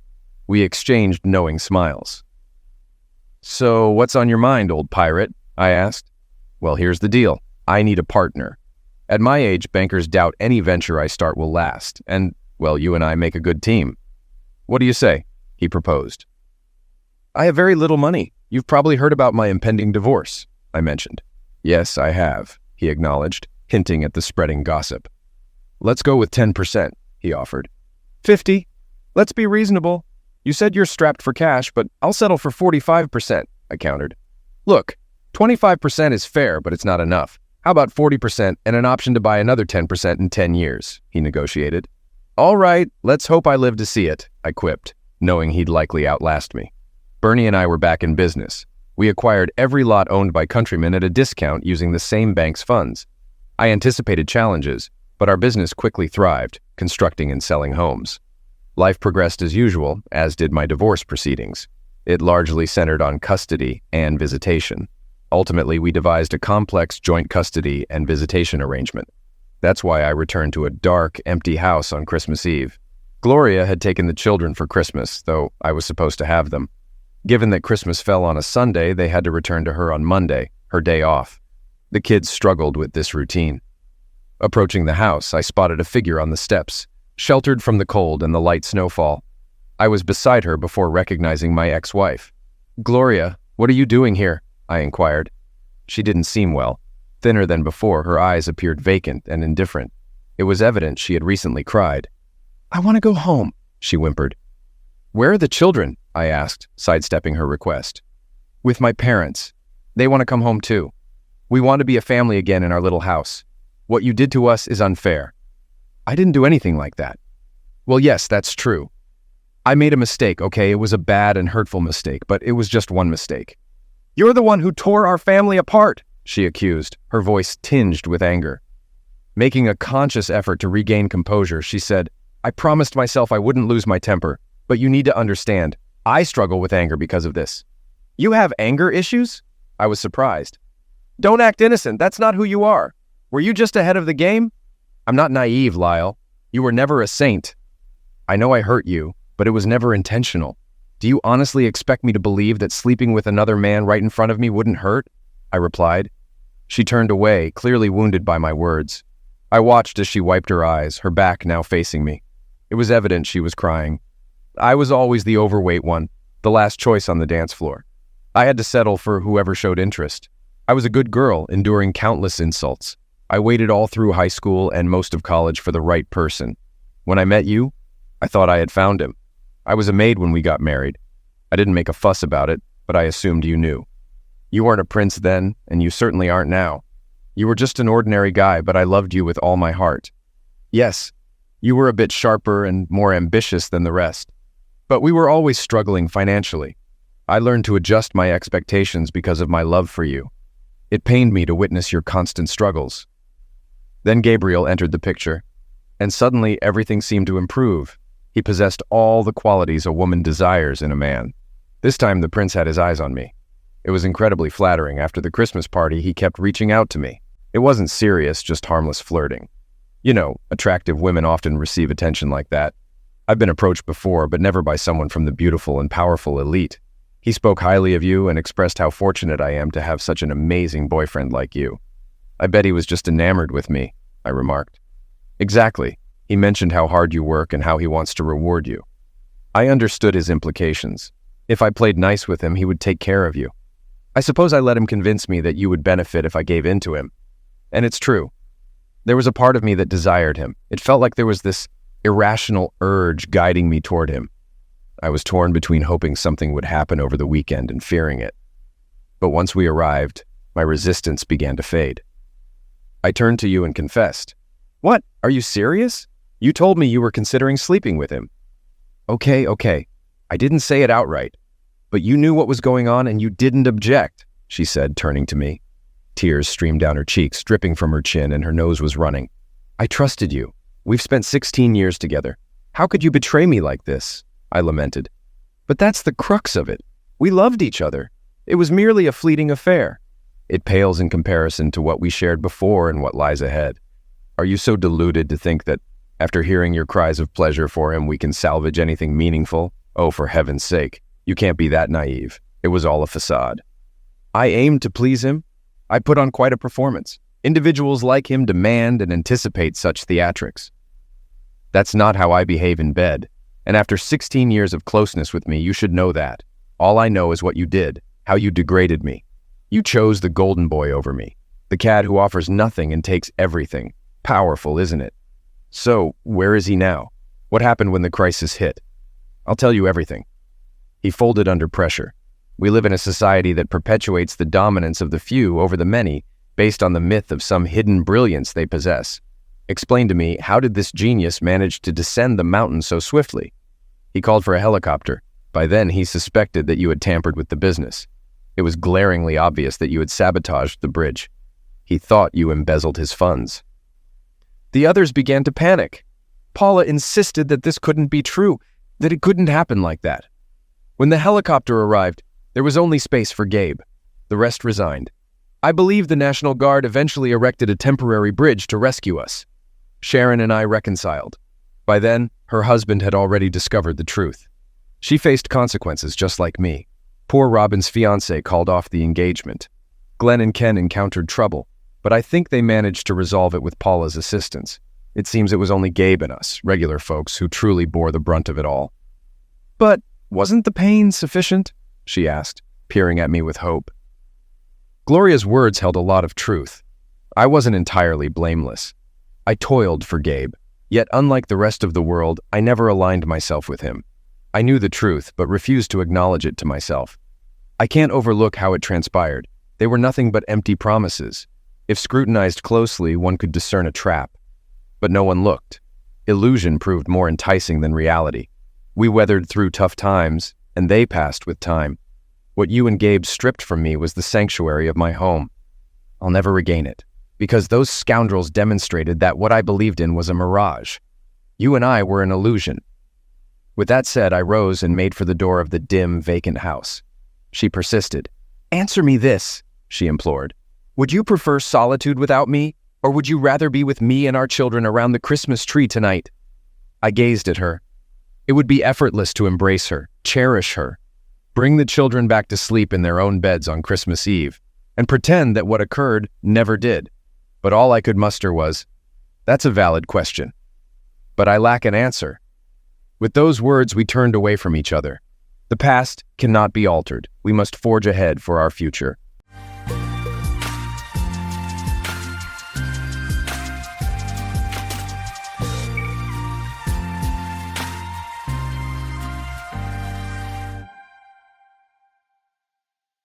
Welcome to Lost Relation Chronicles.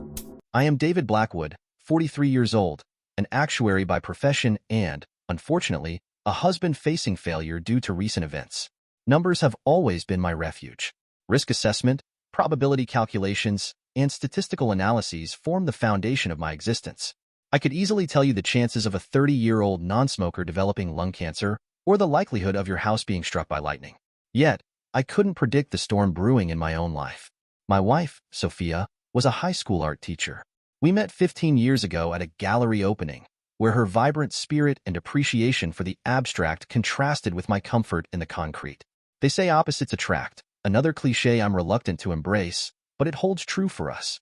Our children, Ethan and Ava, who is 9, and Ethan, who is 12, embody the perfect blend of our contrasting personalities. Ethan is analytical and reserved, while Ava is creative and outspoken.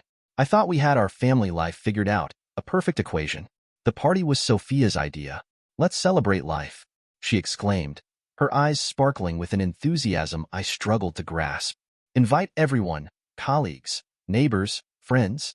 Let's make it big. I should have noticed then the desperation lurking behind her smile, the slight tremor in her voice. But I was too preoccupied with calculating catering costs and determining the optimal guest-to-space ratio for our modest home. Little did I know, as I prepared invitations and arranged seating, that this party would become the catalyst for unraveling the carefully woven fabric of our lives. When the evening arrived, our home was transformed into a buzzing hive of activity.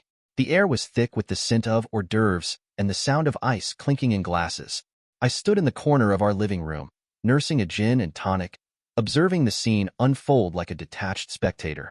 Sophia flitted from group to group, her laughter echoing across the room.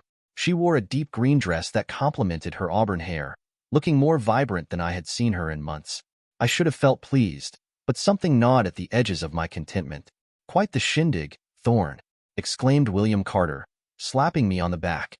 William was a colleague, a fellow actuary known for his loud ties and even louder opinions. "Didn't think you had it in you." I forced a smile, replying, "It was Sophia's idea." "Ah, the missus," William nodded sagely. "Always knew she was the fun one." I watched as Sophia engaged in an animated conversation with Henry Morgan, our new neighbor. Henry had moved in 3 months ago, a divorced physiotherapist with a passion for running marathons and growing organic vegetables. He leaned in close to Sophia, his hand briefly touching her arm. A twinge of something stirred within me. Jealousy? Unease? I pushed it aside, attributing it to social anxiety. Just then, Ethan appeared at my elbow, his face a mask of preteen discomfort. "Dad, can I go to my room? This is boring." "Sorry, bud. Your mother wants us all here. Family unity and all that."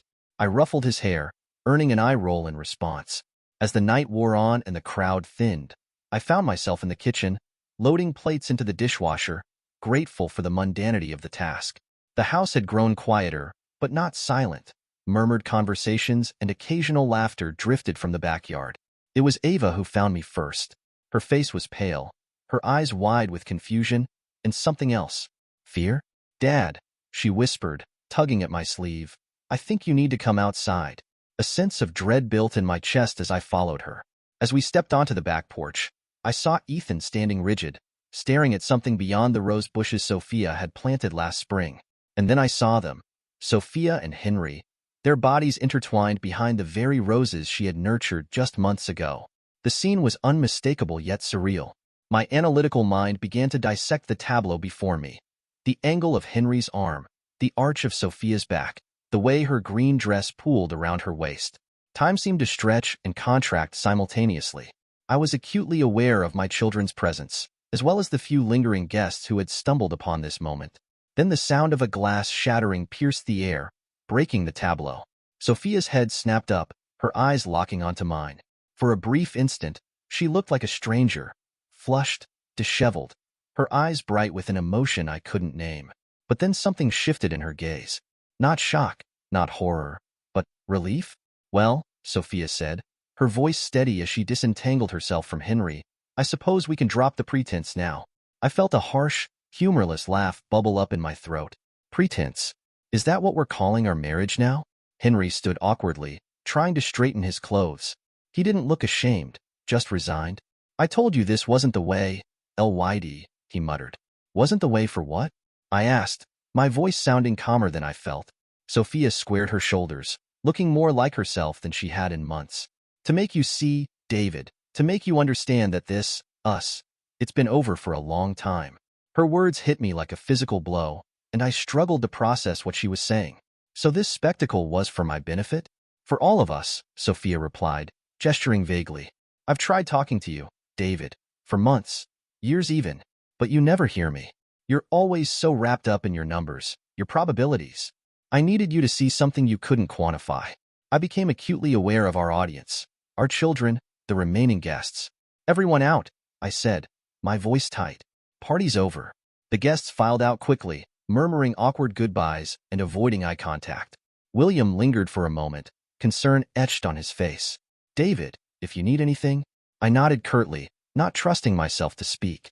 Soon, it was just the four of us, our family, now fractured beyond recognition. "Kids, go to your rooms," I said softly. "But Dad," Ethan started to protest. "Please," I cut him off. "Your mother and I need to talk." They went, reluctantly, leaving Sophia and me alone in the debris of our imploded life. Sophia stood before me, her face set in determination.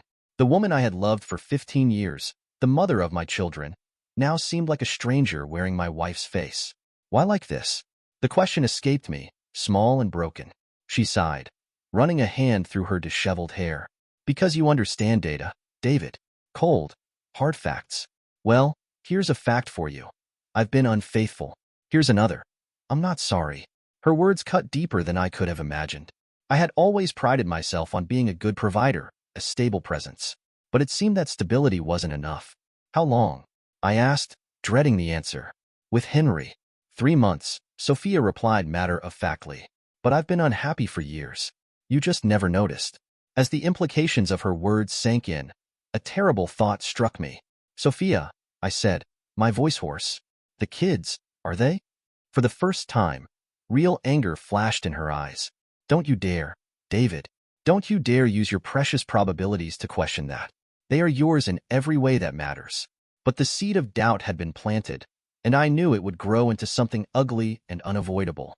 "I think you should leave tonight," I said, surprising myself with the steadiness of my voice. "Stay wherever you want. We'll figure out the rest later." As she walked past me to pack a bag, I realized that this was just the beginning. The real storm was yet to come. The days following the party blurred together in a haze of sleepless nights and robotic routines. I took a leave of absence from work, citing a family emergency. William, to his credit, didn't ask questions. Ethan and Ava moved through the house like ghosts, their eyes hollow and accusing. I tried to talk to them, to explain, but how could I when I barely understood it myself? On the third day, as I mechanically poured cereal for the kids' breakfast, Ethan broke the silence. "Are you and Mom getting divorced?" Ethan asked, his voice cracking on the last word. I set the cereal box down, gripping the edge of the counter. "I don't know, buddy. It's complicated." "It's not complicated," Ava piped up, her voice hard. "Mom's a cheater. We should hate her." "No, Ava," I said, surprising myself with the firmness in my tone. "We don't hate your mother. What she did was wrong, but hate doesn't solve anything." "Then what does?" Ethan asked, looking up at me with eyes that seemed too old for his face. I didn't have an answer. Sophia called that evening. I let it go to voicemail, then listened to her message 5 times. "David, we need to talk. About the kids, about everything. I know you're angry, and you have every right to be, but there are things you need to know. Things I should have told you long ago. Please call me back." I didn't. Instead, I found myself sitting in our home office, surrounded by family photos and financial documents. 15 years of life, reducible to images and numbers. I picked up a framed picture from our wedding day. Sophia's smile was radiant, her eyes fixed on me with a look I now struggled to define. Was it love? Or had I simply seen what I wanted to see? As I set the photo down, my eyes fell on a medical bill from years ago. A routine checkup for Ethan, nothing out of the ordinary. Except for the date. 9 months before Ethan's birth. A cold feeling settled in my stomach as I began to calculate, to cross-reference dates and events. Sophia's words echoed in my head. "I've been unhappy for years. You just never noticed." How much had I missed? How many signs had I overlooked, too focused on my precious probabilities to see the human element? With shaking hands, I reached for my phone. The testing facility was sterile and impersonal, much like the process itself. A cheek swab, a form to fill out, a hefty fee to pay. The technician, a young woman with kind eyes, assured me the results would be ready in a few days. "May I ask," she said hesitantly, "is this for a paternity test?" I nodded, not trusting my voice. She smiled sympathetically. "I see a lot of angry people come through here, looking for ammunition. But you? You just look sad." Her observation caught me off guard. "I suppose I am," I admitted. "I thought I knew my life. Now I'm not sure of anything." As I left the facility, I felt a strange mix of dread and anticipation. Part of me wanted to race back in, to stop the whole process. What if the results confirmed my fears? Could I love Ethan and Ava any less, knowing they might not be mine biologically? The weight was excruciating. I threw myself into work, into household chores, anything to keep my mind occupied. Sophia's calls became more frequent, more insistent, but I continued to ignore them. Finally, the email arrived. Your results are ready, it said, with a link to view them online. My finger hovered over the mouse, trembling slightly. I clicked. The page loaded, a jumble of scientific terms and percentages. But there, at the bottom, in bold letters, probability of paternity, 99.99%. Relief washed over me, so intense it was almost painful. They were mine, both of them. The doubts that had plagued me, the fears that had kept me awake at night, all unfounded. As the initial wave of emotion subsided, a new feeling took its place. Shame. How could I have doubted? How could I have let Sophia's infidelity taint the love I had for our children? I reached for my phone, dialing Sophia's number before I could talk myself out of it. David. Her voice was tentative, hopeful. We need to talk, I said, my voice steadier than I felt. About the kids, about everything. There are things I need to know, things I should have asked long ago. There was a pause, then a soft exhale. Yes, she said. We do. Thank you for calling. As I hung up, I realized that this conversation wouldn't solve everything. The betrayal, the hurt, the years of unspoken resentments, they were still there. But for the first time since the party, I felt a glimmer of something like hope. Not for our marriage, which I was beginning to accept was over, but for understanding, for closure, for a way forward that wouldn't destroy the family we had built. Even if it looked different now. I looked at the framed photo of Ethan and Ava on my desk. My children, undeniably, irrefutably mine. Whatever came next, whatever difficult conversations and decisions lay ahead, I knew one thing for certain. I would do whatever it took to protect them, to help them through this. It was time to stop hiding behind numbers and face the messy, complicated reality of human emotions, starting with a long overdue conversation with Sophia. The conversation with Sophia was as difficult as I'd anticipated. We met at a neutral location, a quiet cafe downtown, away from curious neighbors and the memories that haunted our home. I want a divorce, I said, my voice low but firm. Sophia nodded, unsurprised. I expected as much. I am sorry, David, she said, not for wanting to leave, but for how she had gone about it. Why, Sophia? Why not just tell me you were unhappy? She sighed, stirring her untouched coffee. I tried in my way, but you never seemed to hear me. I felt invisible. With Henry, I felt seen. I swallowed the bitter taste in my mouth. And the kids? Have you spoken to them? Her face fell. They won't talk to me. Ethan hung up on me, and Ava sent me a text saying she hates me. Despite everything, I felt a pang of sympathy. They're hurt and confused. Give them time, will you? Her voice was small. Give them time, I mean not keep them from me. I met her eyes, seeing the fear there. I won't keep them from you, Sophia, but I won't force them to see you either. That has to be their choice. The next few weeks were a whirlwind of lawyers, paperwork, and difficult decisions. We agreed on joint custody, but the children's refusal to see Sophia complicated matters. Our lawyer, a pragmatic woman named Isabella Cruz, advised us to give them space. Forced visitations will only breed more resentment, she explained. Let them come around on their own terms. Dividing our assets proved less contentious than I'd feared. Sophia didn't fight me on keeping the house. She'd already found an apartment closer to her school. We split our savings, our debts, our lives neatly down the middle. It felt surreal, reducing 15 years to numbers on a spreadsheet. The hardest part was watching Ethan and Ava struggle. Their anger at Sophia manifested in different ways. Ethan became withdrawn, throwing himself into his studies with an intensity that worried me. Ava, on the other hand, lashed out. Her grades slipped as she picked fights at school. I arranged for them to see a therapist, Dr. Lily Chin, who specialized in helping children through divorce. After their first session, she pulled me aside. They're carrying a lot of hurt, Mr. Blackwood, she said gently, but they're also worried about you. They need to see that you're okay, that you're moving forward. Her words stuck with me, prompting a realization.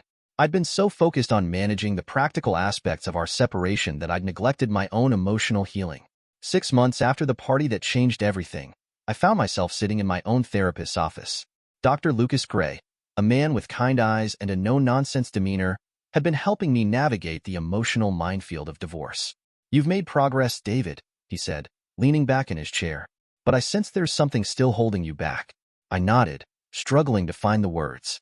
I keep thinking about probabilities, the likelihood of infidelity in long-term marriages, the statistical success rates of second marriages, the impact of divorce on children's future relationships. I can't turn it off. Dr. Gray smiled slightly. You're using numbers as a shield, David. It's safer to think about statistics than to confront your feelings. His words hit home. I'd spent so long hiding behind data that I'd forgotten how to simply feel. What do? I asked, feeling lost. Start by allowing yourself to experience emotions without analyzing them. When you feel angry, be angry. When you're sad, let yourself cry. It's okay not to have everything figured out. Taking his advice to heart, I began to open up more to Ethan and Ava. We started having weekly feelings check-ins, where we'd each share something we were struggling with. It was awkward at first, but slowly, we began to heal together. Sophia and I settled into a cautious co-parenting routine. The children still refused to stay at her new place, but they progressed to brief, supervised visits. It wasn't ideal, but it was progress. As for me, I was learning to rediscover myself outside of my roles as husband and father. I joined a local hiking group, started taking cooking classes, and even went on a few dates. Nothing serious, but steps toward a new future. 1 year after the party, I stood in our backyard, looking at the spot where I discovered Sophia and Henry. The rose bushes were in full bloom, their beauty untainted by the memory of that night. I realized then that I no longer felt the sharp pain of betrayal when I thought of Sophia. Instead, there was a dull ache of what might have been, mixed with a growing sense of acceptance. Ethan appeared beside me, his lanky frame now nearly as tall as mine. You okay, Dad? He asked, his voice deeper than I remembered. I smiled, putting an arm around his shoulders. Yeah, buddy. I think I am. Ava joined us, slipping her hand into mine. Can we order pizza for dinner? She asked, a hint of her old mischief in her eyes. As we headed inside, I felt a sense of peace wash over me. Our family looked different now, reshaped by pain and healing, but we were still a family, bound by love and resilience. The future was uncertain. No amount of statistical analysis could predict what lay ahead. But for the first time in a long while, I was okay with that uncertainty. We would face it together, one day at a time. Sure, Ava, let's get your favorite. How about extra cheese? I replied, smiling at her enthusiasm. As we gathered around the kitchen table to plan our order, I realized that the love we shared was stronger than the scars we carried. Each day was a step toward a new chapter, and I was ready to embrace it, no matter where it led us. Dear listeners, please share your thoughts in the comments section below, and don't forget to like, share, and subscribe.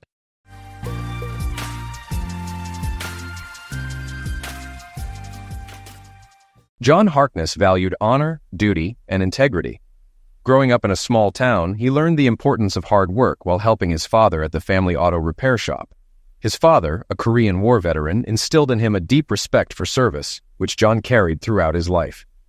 After high school, John joined the Marines, quickly earning a reputation for toughness and leadership. John's life changed when he met Julie, a paralegal.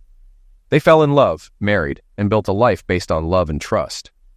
But when the Vietnam War started, John felt compelled to serve, despite being in the reserves. He volunteered for deployment, putting their plans to start a family on hold.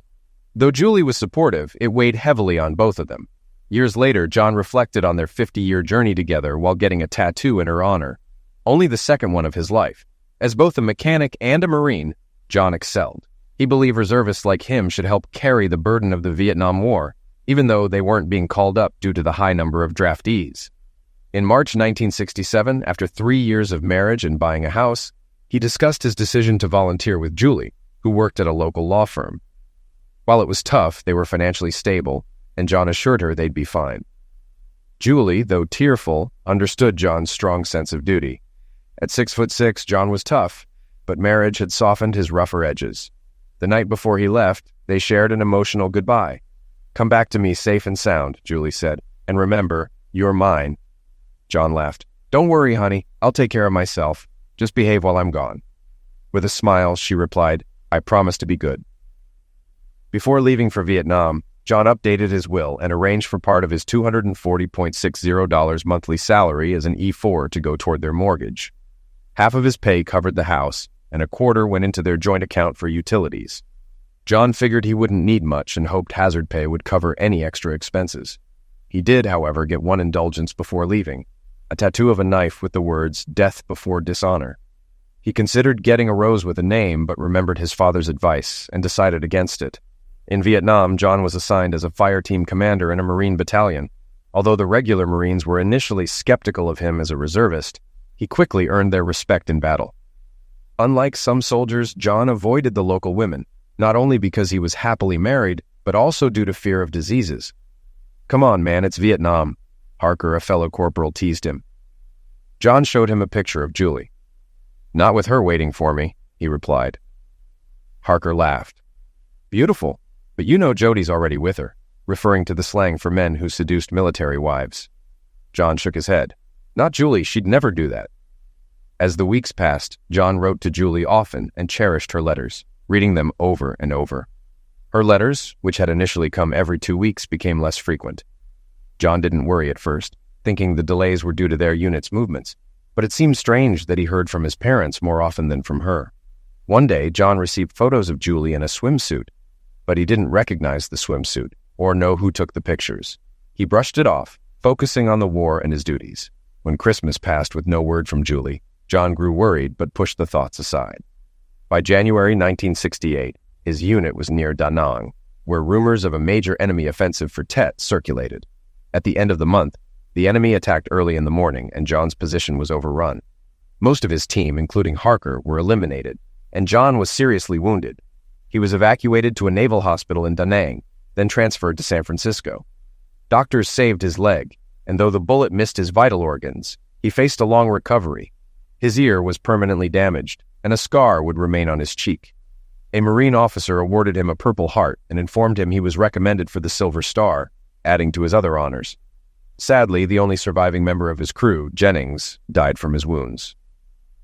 John's parents met him in San Francisco, but Julie wasn't there.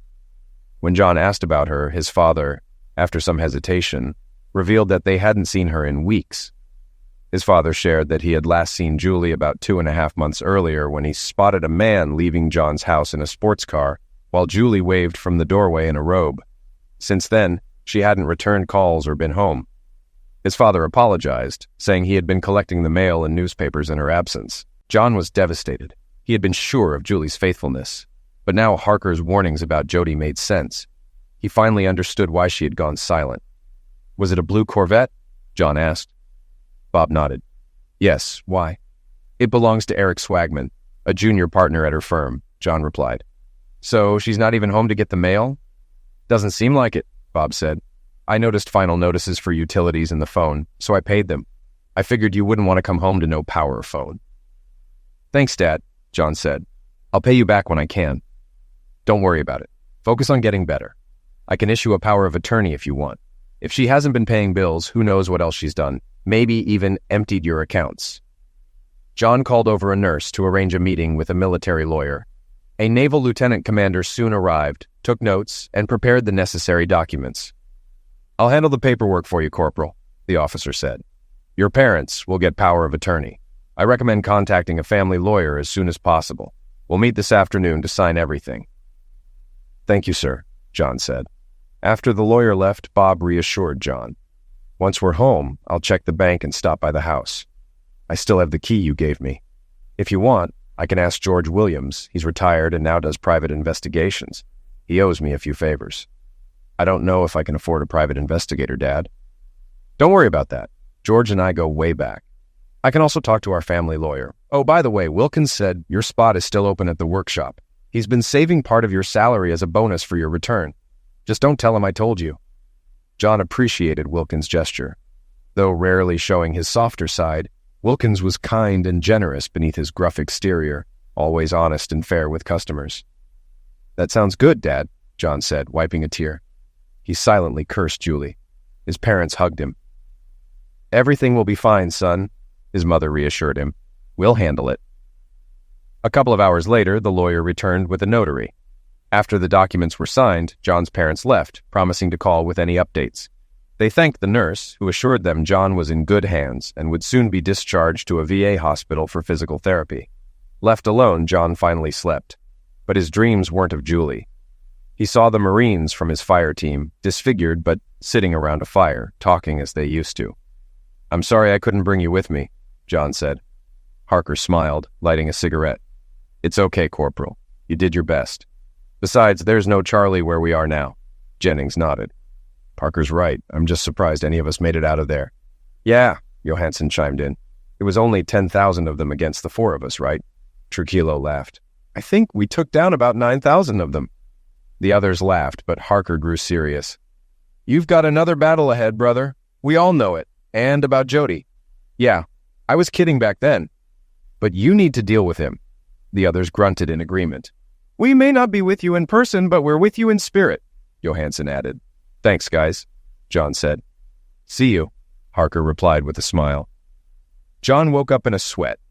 The dream felt so real, especially Harker's words. He knew someone would pay, but he needed more information first. A few days later, John got a call from his father. There's bad news, John, Bob said. Julie drained both your checking and savings accounts, leaving just $5. She also withdrew $8,545 from her own account 2 months ago, all in cash. The only money that came in was your military pay, which she withdrew after each payday. Okay, Dad, John replied. You have power of attorney. Take her name off the account. We don't have credit cards, so that's one less thing to worry about. I'll handle it. I also checked the house. It's a mess. Food is rotting, dishes are piled up, and it smells awful. She took everything except her wedding dress, our album, and her rings, which I found thrown in the bathroom trash. At least the house is still standing, John said. Yes, but the bed's filthy. I bet she brought her lover here. What do you want to do? Get rid of it, John said. Break it down and toss it. I'll sleep on a cot if I have to. Will do, Bob agreed. By the way, George offered to help for free. He said nothing's worse than stealing a soldier's wife while he's at war. I also found a lawyer who will handle your divorce at no charge. He can't stand Swagman. George suggests we change the locks, and I agree. Yeah, go ahead with that, John said. How are you holding up? Bob asked. I'm fine, really, John replied. Who are you trying to convince, me or yourself? Bob asked, knowing his son well. Dad, you lost people in battle, right? Of course. John realized it was a foolish question. His father, a second lieutenant in the 1st Marine Regiment under Colonel Chesty Puller, had fought in the Battle of Chosin Reservoir in 1950. He knew all about combat, loss, and pass away. Yes, son, I did, Bob replied. Have you ever had dreams where they talk to you? John asked. Yeah, almost every night at first. They fade over time, Bob said. Did you ever get over it? You never fully get over it. It becomes part of you. You learn to live with it or it will consume you, Bob answered. The next 2 weeks passed quickly for John. His parents called almost daily with updates on Julie. She had moved in with Eric Swagman and was pregnant by him. Their relationship was an open secret at work. John's lawyer, Mike McGregor, filed for divorce on grounds of infidelity and abandonment, along with a domestic violence suit against Eric. Mike also pursued legal action against Julie's employer for violating their moral code and considered filing complaints with the state bar based on evidence George had gathered. Julie was furious when she found out she no longer had access to John's military paycheck account. She called John's parents in a rage, but they told her to ask Eric for money. She was also upset when her house keys didn't work, but they reminded her she no longer lived there.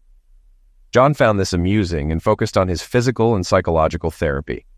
Physically, John's wounds were healing, and he was learning to walk with a cane and crutch.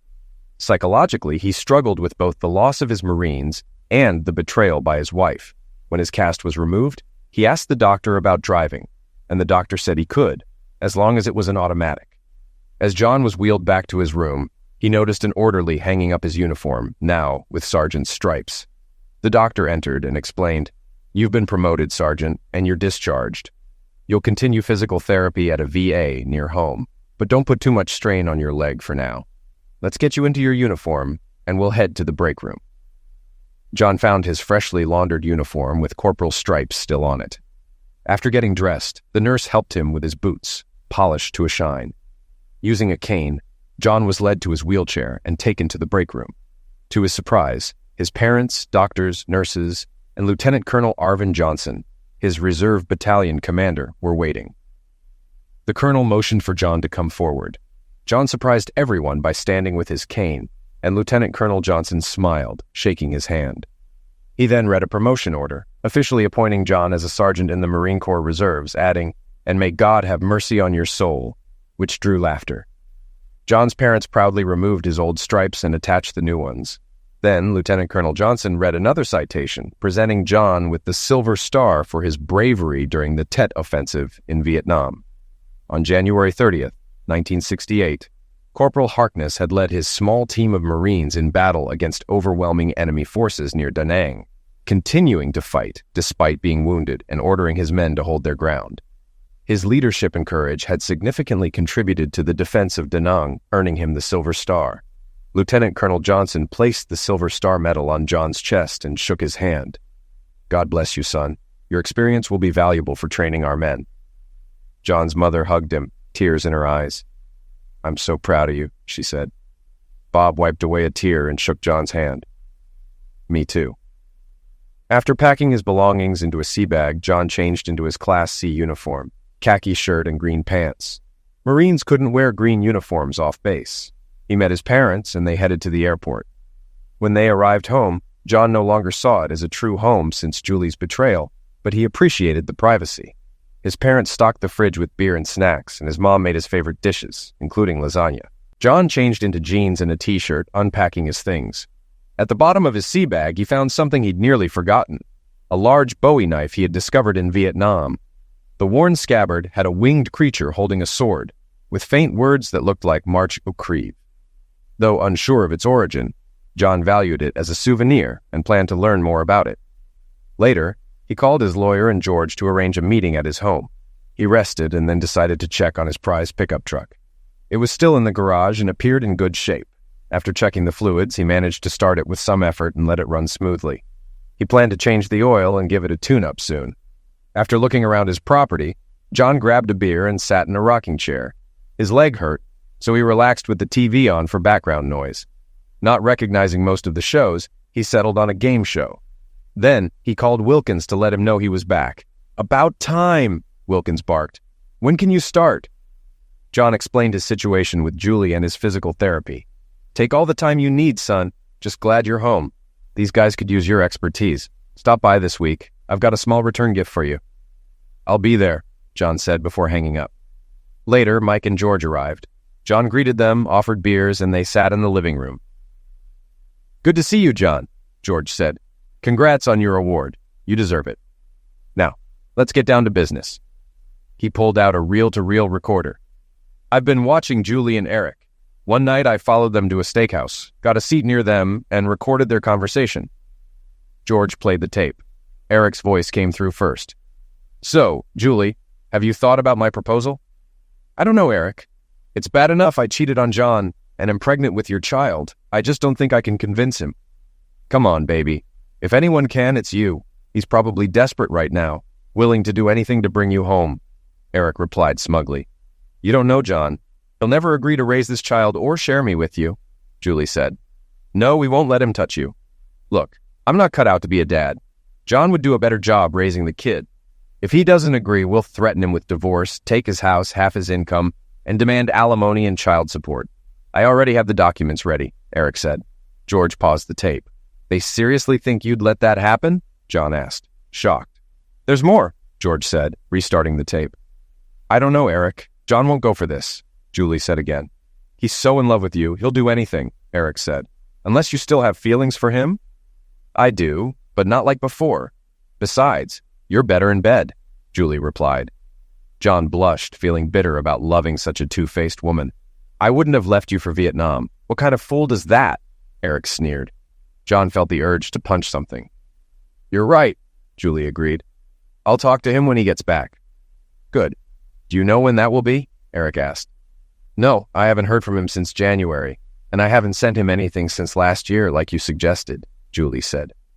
"If he's stubborn, we have other ways to push him," Eric hinted. "Like what?" Julie asked.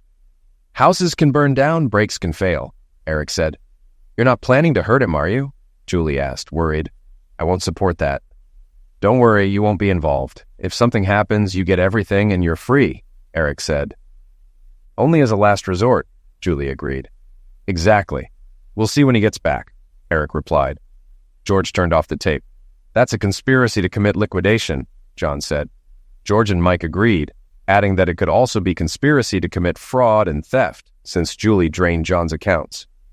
"I filed court papers on my way here and expedited the hearing. There's also a protective order keeping them 100 feet away from you, your house, and your parents," Mike explained. "I talked to the district attorney, and they're preparing a criminal case." I also spoke with a senior partner at their firm who's outraged.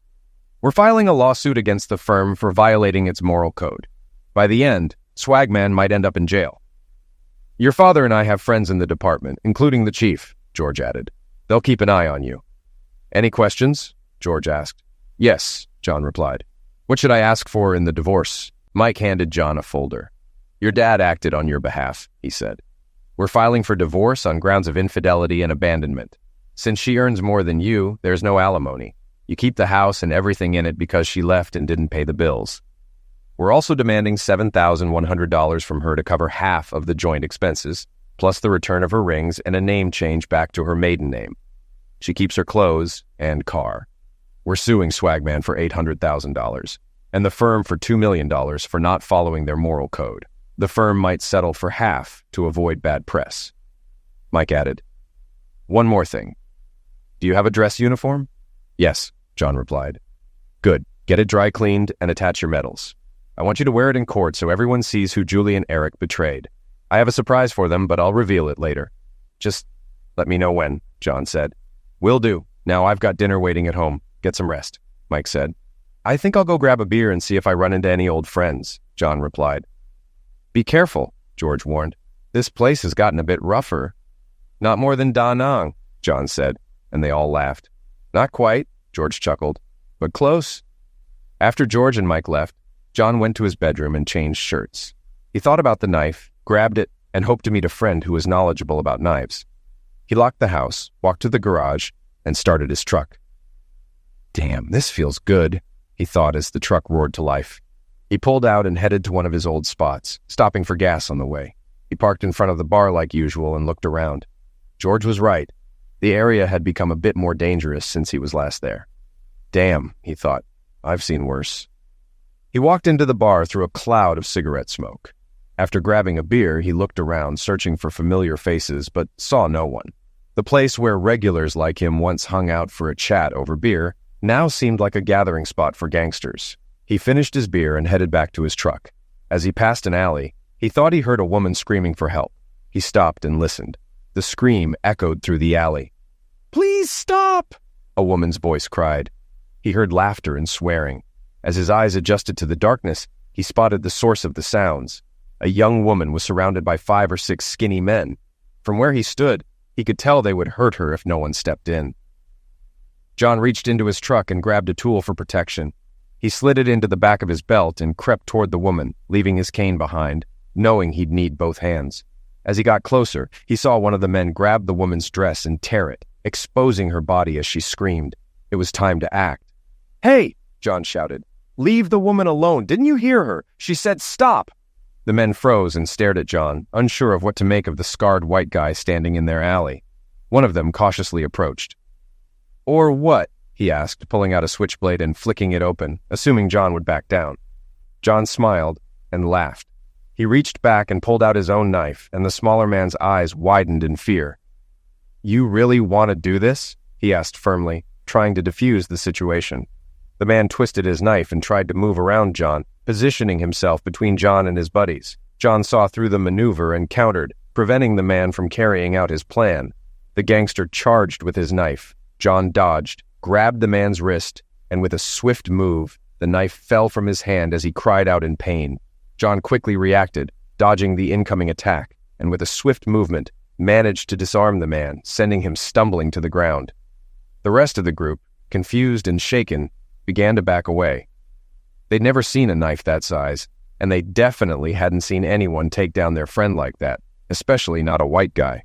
Most of them scattered, but 2 stayed behind to face John. Unfortunately, John didn't see or hear the man coming up from behind with a large wooden board, a nail sticking out of it. Look out behind you, the woman screamed. John turned just in time to see the board swing toward him, and everything went black as it punched the side of his head. He collapsed, bracing for another shot, but the man dropped the weapon and fled as red and blue lights flashed at the alley's entrance. John sat up slowly as a cop approached him. Damn it, Harkness, the cop said.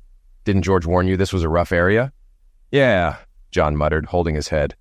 I guess I'm too stubborn to listen.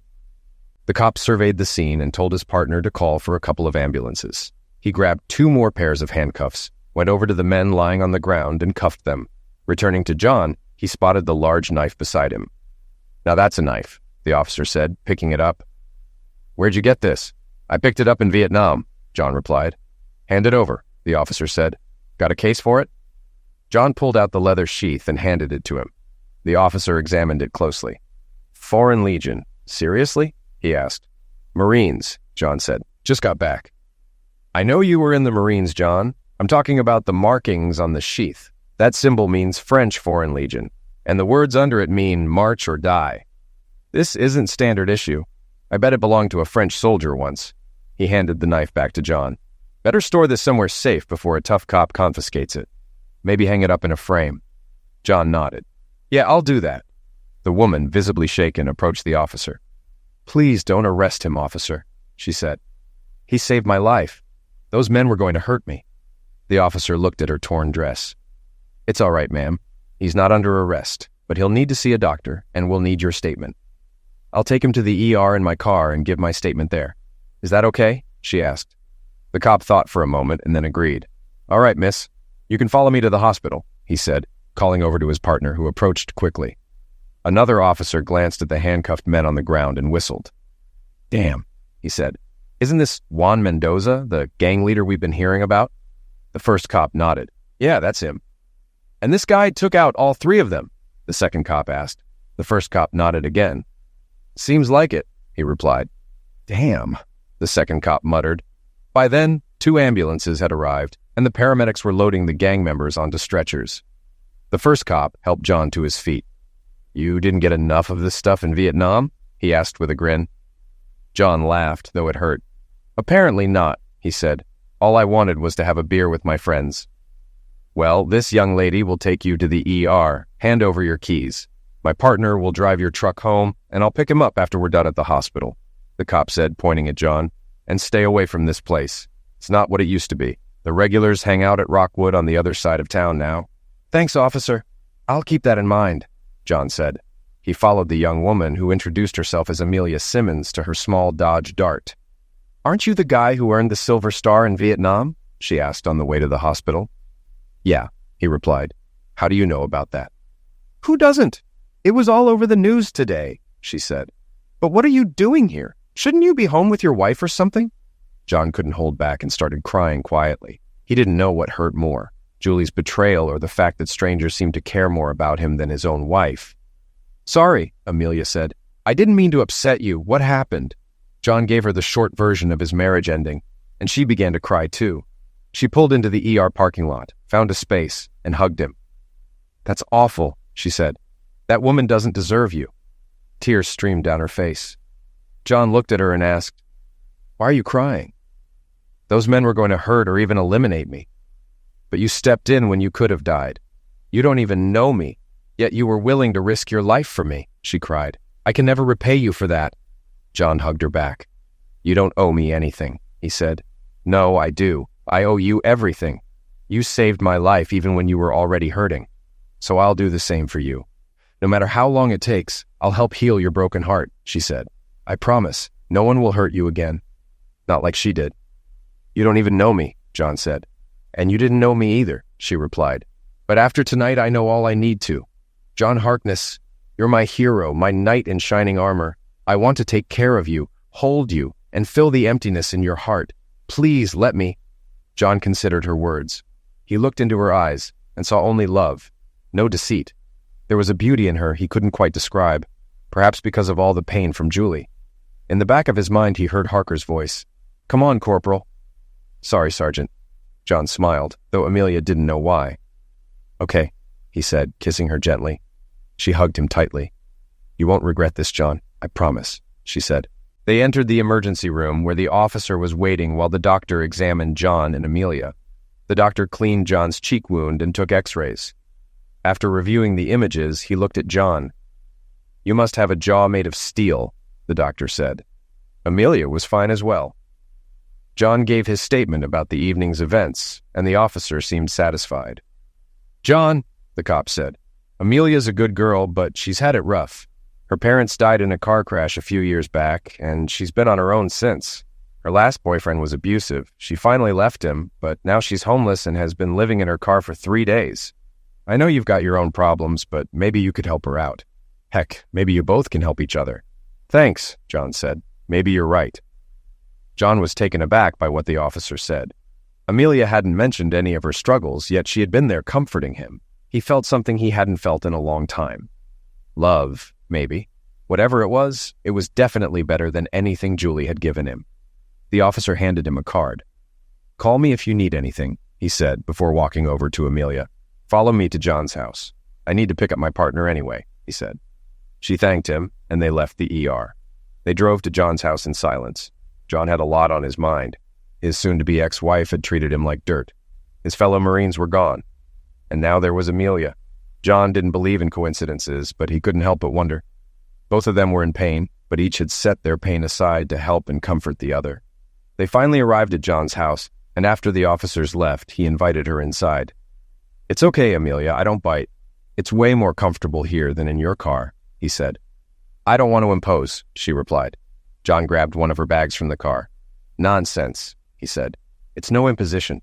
I've got a spare room, and it's a lot safer than sleeping in your car at a rest stop." "Okay," she said. "You're probably right." Once Amelia's things were set up in the guest room, John invited her into the living room and offered her a cup of coffee. She accepted and settled on the couch. While making coffee for both of them, they swapped stories. John told Amelia about his marriage and time in Vietnam, and Amelia shared her life story. John learned that her parents were hardworking but had struggled financially.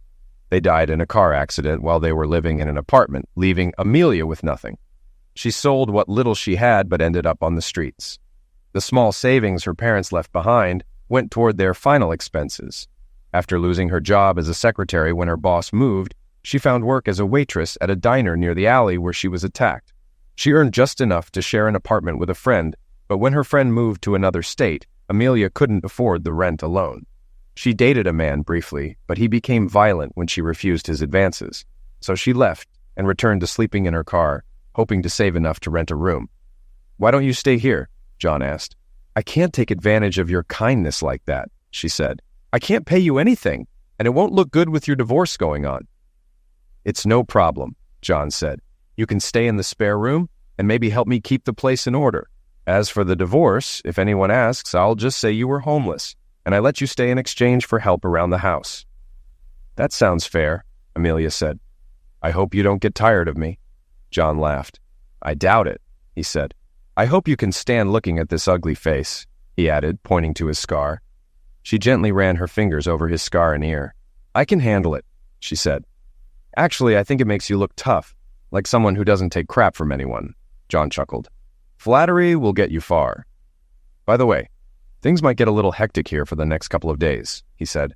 "Julie and her lover are getting their papers tomorrow morning, so I expect the phone will start ringing around 9 a.m. I also have some errands. Want to join me?" "Of course," she said. "I've got a few days off." "Well, I don't know about you, but I'm exhausted, and my leg is starting to hurt.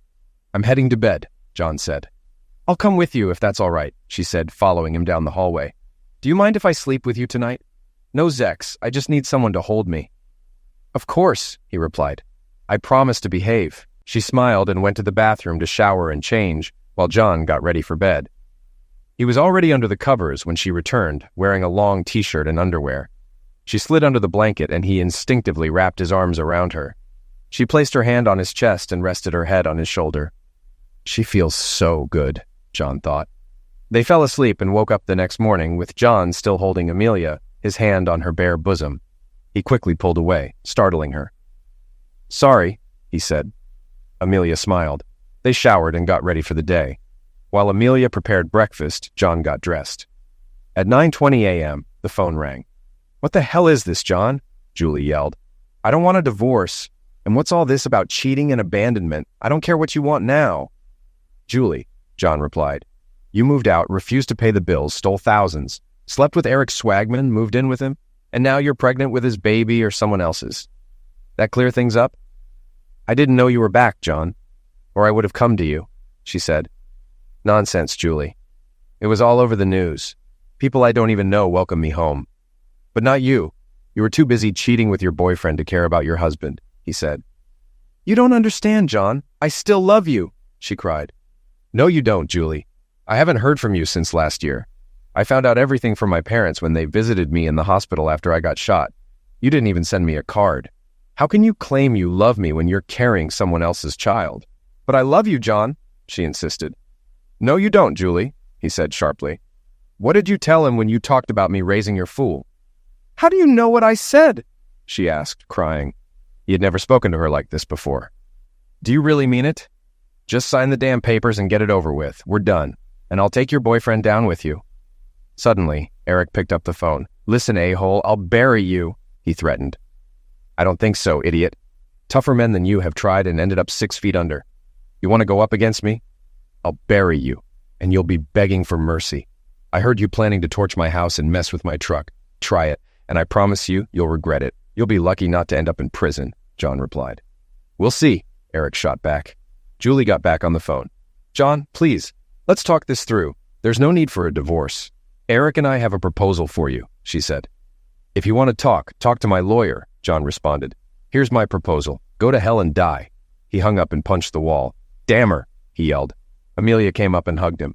"It's okay, John. She had it coming. They both did. Let your lawyer handle this. That's why you pay him. Calm down, please," she said. "How can she say she loves me after everything she's done?" John asked.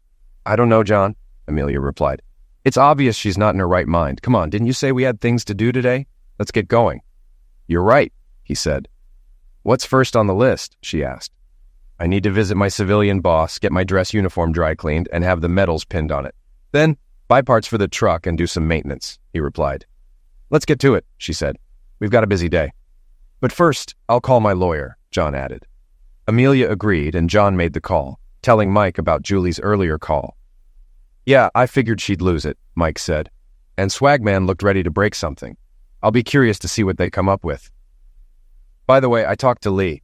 He's meeting with the senior partners and board this afternoon. Also, make sure your dress uniform is ready. Trial's next Friday." "Got it. Thanks, Mike," John said. "I'm taking care of it today. I'll call if anything else comes up."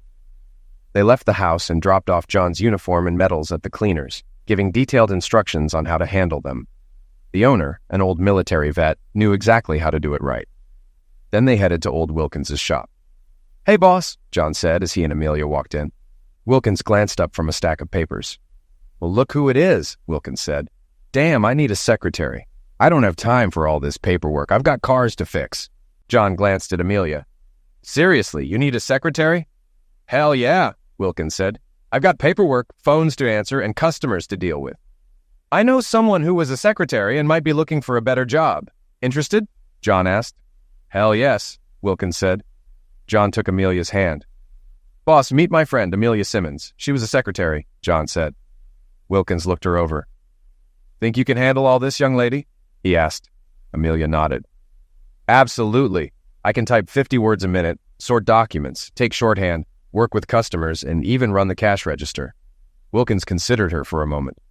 "Are you working now?" he asked. "Yes, but I'm a waitress and not making much," she said.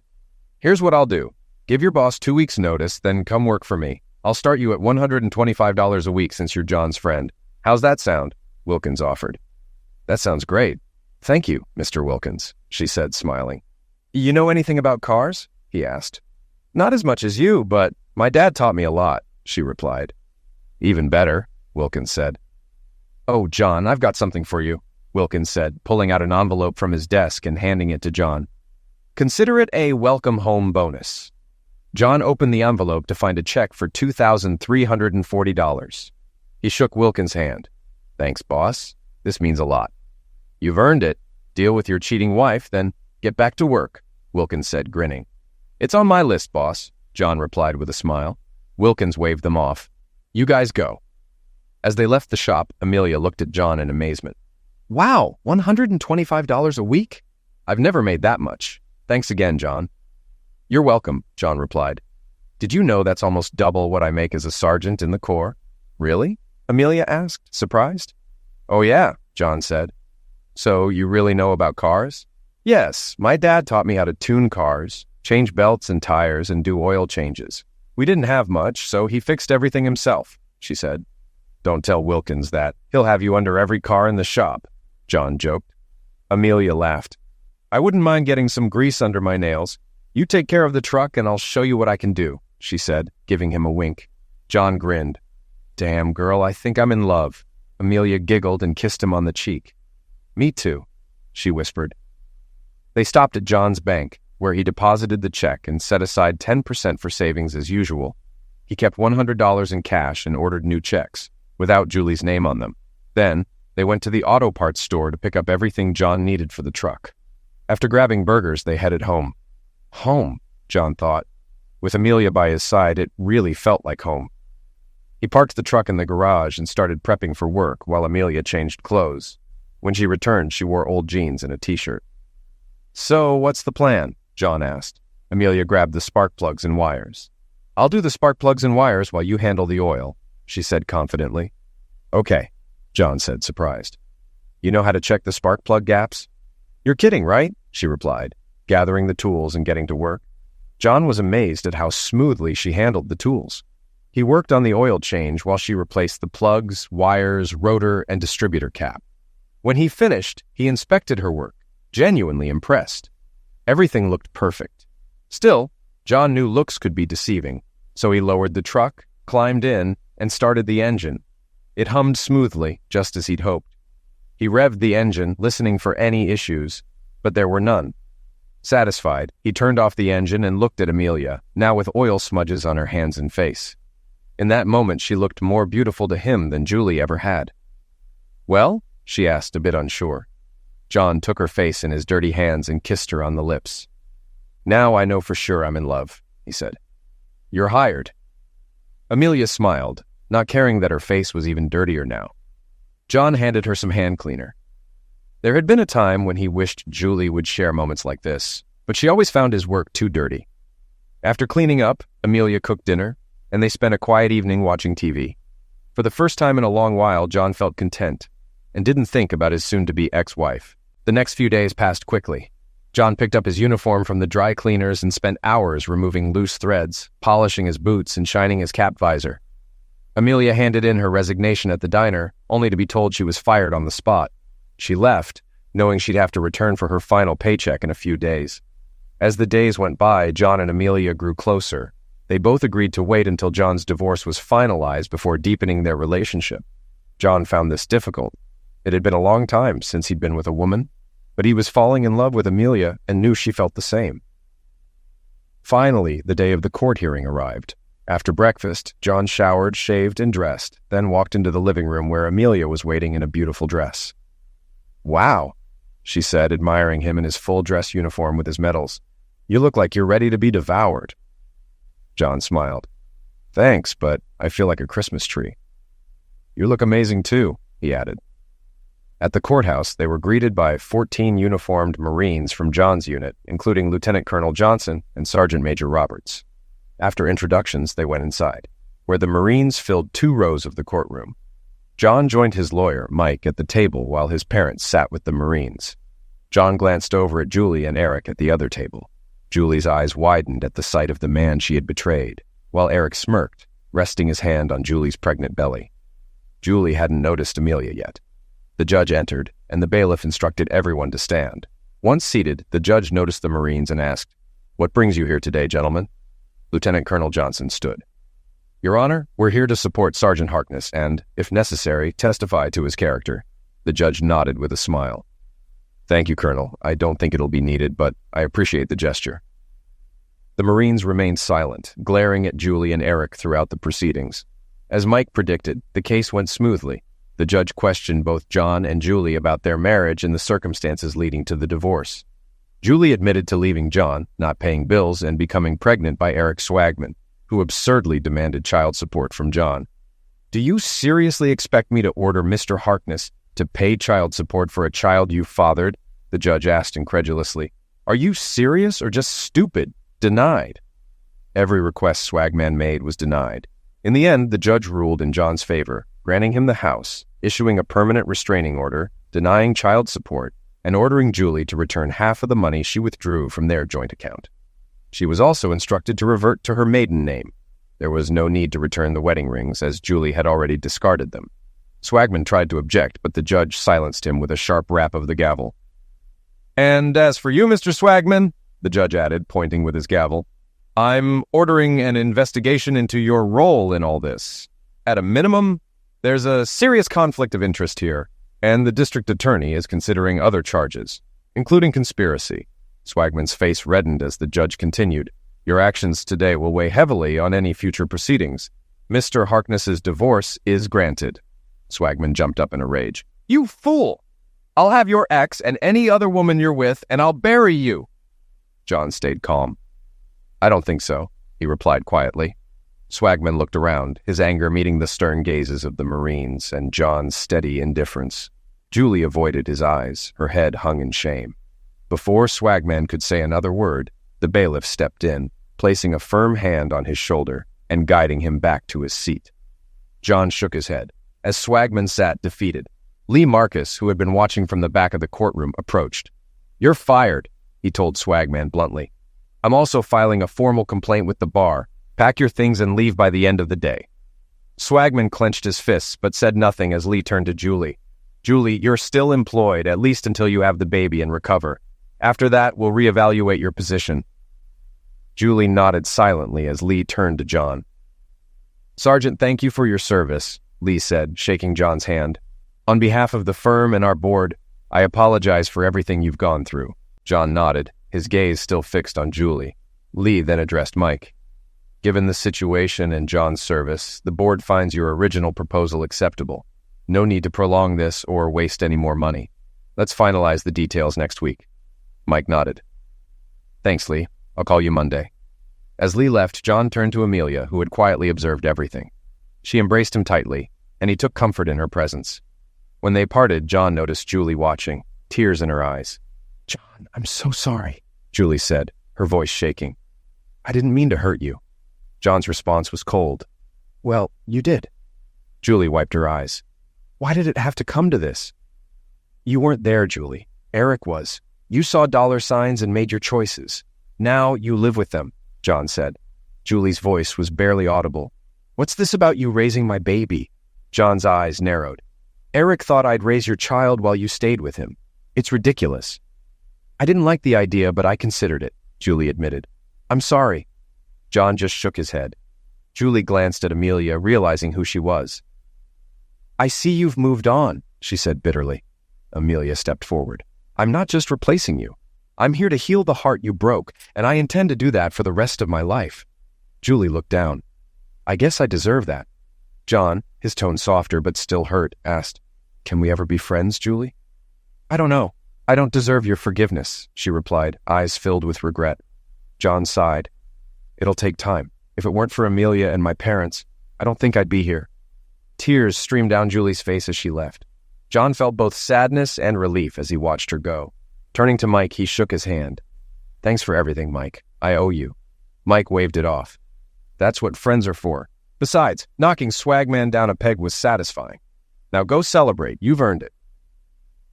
After shaking hands with the Marines, John and Amelia left the courthouse. His parents were waiting, and his mother hugged him. We're so proud of you, son, she said, then turned to Amelia. Who's this lovely young lady? John introduced Amelia, and his parents warmly welcomed her, inviting her to dinner. We want to know the woman who makes our son so happy, his mother said. I'd love that, Amelia replied. The following weeks were a turning point for John. His divorce finalized, he was free to move forward. He and Amelia grew closer, and one evening, after receiving the final decree, John proposed. Amelia said yes, and they were married soon after in a Marine sword ceremony. They continued working at Wilkins' shop, though they didn't need the money. When Wilkins passed away in 1980, he left the shop to John. John remained in the Marine Reserves, retiring as a staff sergeant in 1992, a year after returning from Operation Desert Storm. Though he still dreamed of his Vietnam comrades, John learned to cope, just like his father had. He and Amelia ran the shop until their retirement in 2008, passing it to their two sons. Life was peaceful until one evening, years later, when John spotted a tattoo design in a parlor window. It was a rose, similar to one he had seen in Vietnam, with space for a name. On a whim, John led Amelia into the shop. What are you doing? She asked. I almost got this tattoo with Julie's name back in Vietnam. Now I want yours above my heart where it belongs, John said. Amelia's eyes filled with tears. But why? Because you healed my heart, and I want the world to know how much I love you, John replied. The tattoo artist looked at John skeptically. You sure, old man? John chuckled, taking off his shirt. Absolutely. Amelia, still holding his hand, asked, Won't it hurt? Yeah, like hell, John grinned, but it'll be worth it. As the needle buzzed to life, John smiled, knowing the pain was nothing compared to the love he'd found.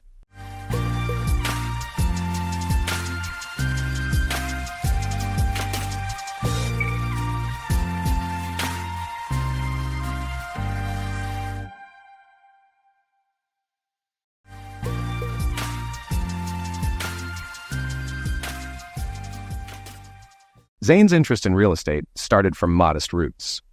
Growing up in a humble family, he couldn't afford college, so he pursued a career in construction. With a strong work ethic and talent for craftsmanship, he thrived in the industry and quickly recognized the investment potential in real estate. His first renovation project began when he spotted a rundown condo on a job site. Intrigued, he bought and restored it, sparking his passion for buying, renovating, and selling homes. The early years were tough.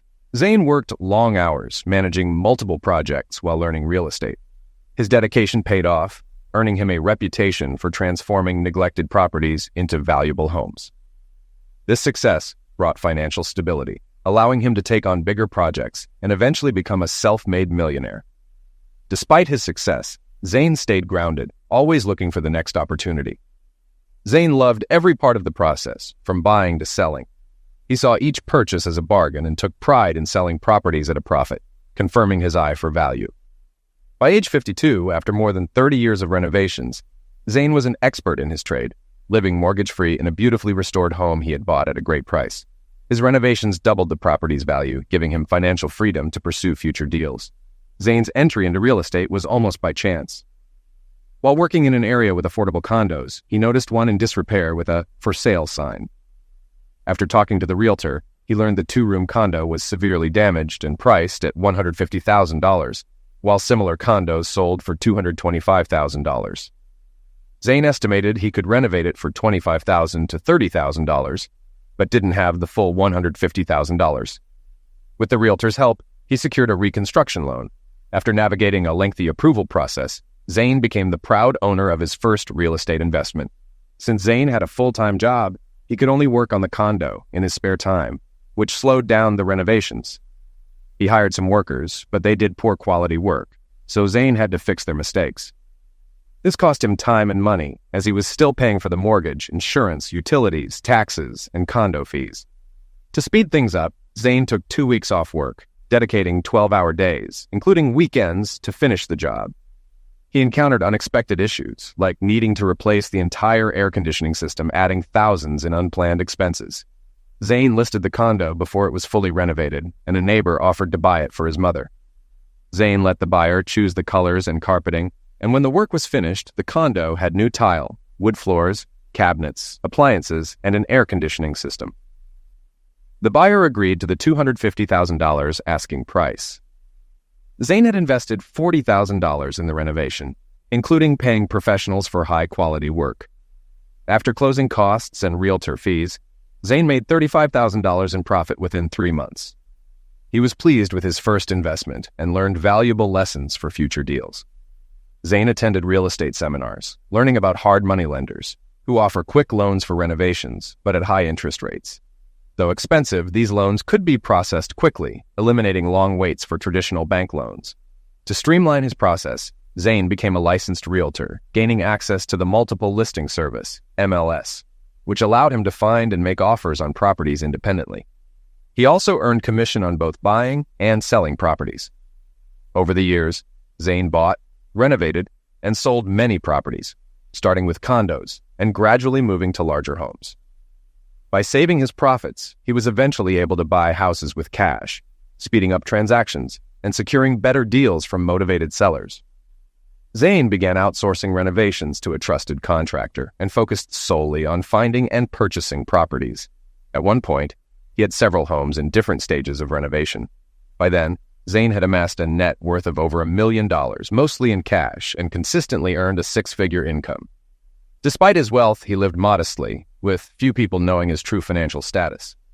5 years after becoming a major figure in real estate, Zane married Bryce Beaumont, a beautiful woman from a wealthy family. Though they initially noticed his lack of formal education, Bryce's family respected Zane for his success and hard work. The couple had 3 daughters, Andrea, Angelica, and Ashley, who were all grown with children of their own. The family made it a tradition to gather for holidays like Christmas and Thanksgiving, though only Andrea lived nearby. Bryce worked as a materials manager at a manufacturing company, ensuring that the necessary resources were ordered and available on time. She coordinated with many vendors and suppliers and was skilled at her job, which she enjoyed. On a Friday, Zane had just closed a deal on a middle-class home in a working-class neighborhood. The previous owners were an elderly couple. The husband had recently passed away, and their children, living 1,500 miles away, planned to move their mother into a nursing home. They needed to sell the house, which was in poor condition and a slow seller. A realtor colleague recommended Zane as a buyer interested in renovation. Zane inspected the house and saw that the foundation, roof, electrical system, and HVAC all needed work. The yard was neglected and the driveway had cracks. The house was still full of furniture and kitchenware, with the garage packed with catering equipment, suggesting the couple may have run a business.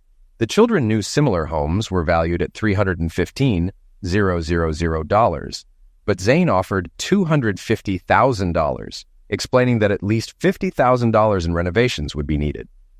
Since the house was fully paid off, the children agreed to split the profit. The deal closed the following Friday, and Zane had the keys by 3:30 p.m. Instead of going to his office, Zane went straight home, planning to celebrate with Bryce. Her car was already in the garage, which was unusual. Inside, he found no greeting. After pouring himself 2 shots of rum, he heard the shower running upstairs. When he entered the bedroom, he saw cocktail dresses, lingerie, high heels, and fishnet stockings laid out. Bryce's perfume and red lipstick were on the dressing table. Confused, Zane sat and waited. When Bryce emerged from the shower, wrapped in a towel, she didn't notice Zane. She began powdering herself and had styled her hair into voluminous curls, with her nails painted bright red. "What's happening?" Zane asked calmly. Bryce jumped and let out a small scream. "Zane, you scared me! I didn't know you were home." "I closed the deal early and decided to come home instead of going back to the office," Zane said. "I thought I might take you out to celebrate, but it seems like you already have plans." "So, what's going on?" "Yes, darling," Bryce replied. "I'm going out to dinner with a friend." Zane stayed calm but pressed further. "Judging by the clothes you laid out, it's not just a friend. You're going out with a man, right? And I see you've got dancing shoes, so you're going dancing too?" "Yes, darling," she admitted. "We thought we'd go dancing to make the evening fun." "Who's this friend?" Zane asked. "Oh, his name is Harvey Rankle. He's a sales rep for the company we buy paper from. He's in town once a month, and we've had lunch a couple of times. He's very nice, polite, and attentive." Bryce quickly added, "It's not really a date, just dinner and chatting with a friend." Zane, sensing she was being evasive, changed tactics. "Which dress are you wearing?" "I'm not sure. Maybe you can help me decide," she said. "Red will definitely catch a man's eye, though it's a bit flashy for a first date. But no man can resist a sexy black cocktail dress," Zane commented. "You haven't dressed like this for me in a long time. What's special about tonight?" "Black it is," Bryce said, ignoring his question. Zane realized it had indeed been a long time since she dressed this way for him. He hadn't taken her out dancing in ages, falling into a routine of simple dinners when he closed a deal, usually at local spots like Red Lobster or TGI Fridays. Feeling unsettled, Zane excused himself to pour another drink. As he sipped his rum, he considered the situation. Bryce was clearly going on a hot date, despite trying to downplay it as just dinner with a friend. Her preparations told a different story, and Zane wondered why she thought he would accept it so easily. When he returned, Bryce was pulling thigh-high stockings over her legs. "These are new, aren't they?" Zane asked. "Yes, I bought them today to go with my dress." "It's been so long since you've dressed like this for me," Zane said. "Why all this effort for a random friend?" "I just wanted to look good," Bryce replied, trying to sound casual but not convincingly. "You know, you don't even need a bra with that dress," Zane remarked. "Just be careful not to fall out of it when you bend over." "Good point," Bryce said. "I'll skip the bra and be careful, just like you said." Zane realized that Bryce assumed he was fine with her evening plans, and she started involving him more in her preparations. She seemed to think he might even enjoy the idea of her going out with another man, but she was wrong. "I was thinking of wearing my diamond necklace and earrings. What do you think?" she asked. Stick with black to match the dress, Zane suggested. How about the black sapphire pendant? It'll hang perfectly between your bosoms, and the matching earrings will complete the look. Bryce agreed, pleased with his suggestion.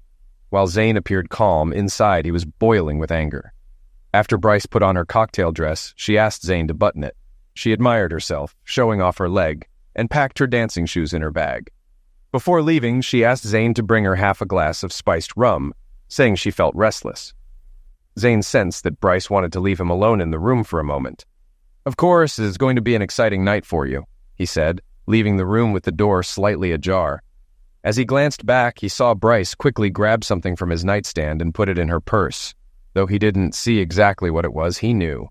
He went downstairs, poured her rum and a double glass for himself. When he returned, Bryce was seated at her dressing table. "Thank you, darling," she said, sipping the drink. "I've never seen you look so beautiful and sexy," Zane remarked. "Thank you," Bryce replied. "I'm glad you understand. I promise to make it up to you. Maybe soon we can dress up, go to dinner and a show, then come home for a passionate night together." "We'll see," Zane replied indifferently. Bryce stood up, saying, "I have to go. I don't want to be late." As they reached the front door, Zane asked, "Before you go, let me take some photos of you."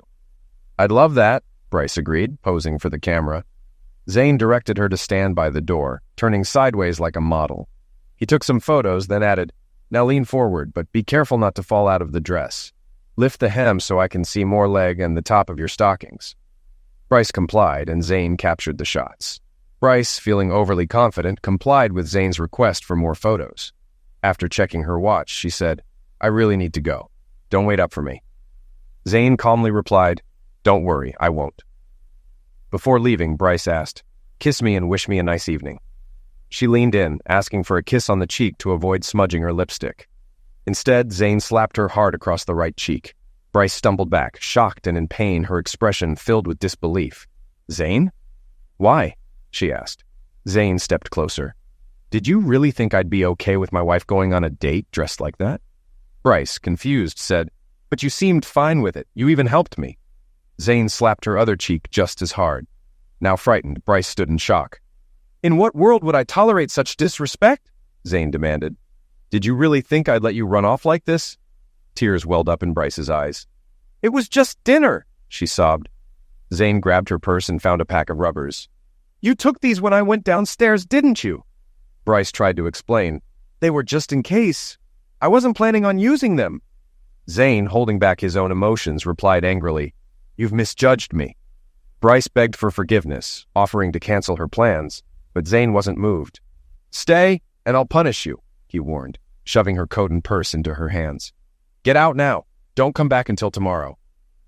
He forced her out the door, took her house key and garage remote, and pushed her into the car. "Go stay with Andrea or find a hotel, I don't care," he said. Bryce, realizing how serious he was, drove off in tears. Zane watched her leave, then returned inside, noticing her dancing shoes left behind. She won't need them tonight, he thought.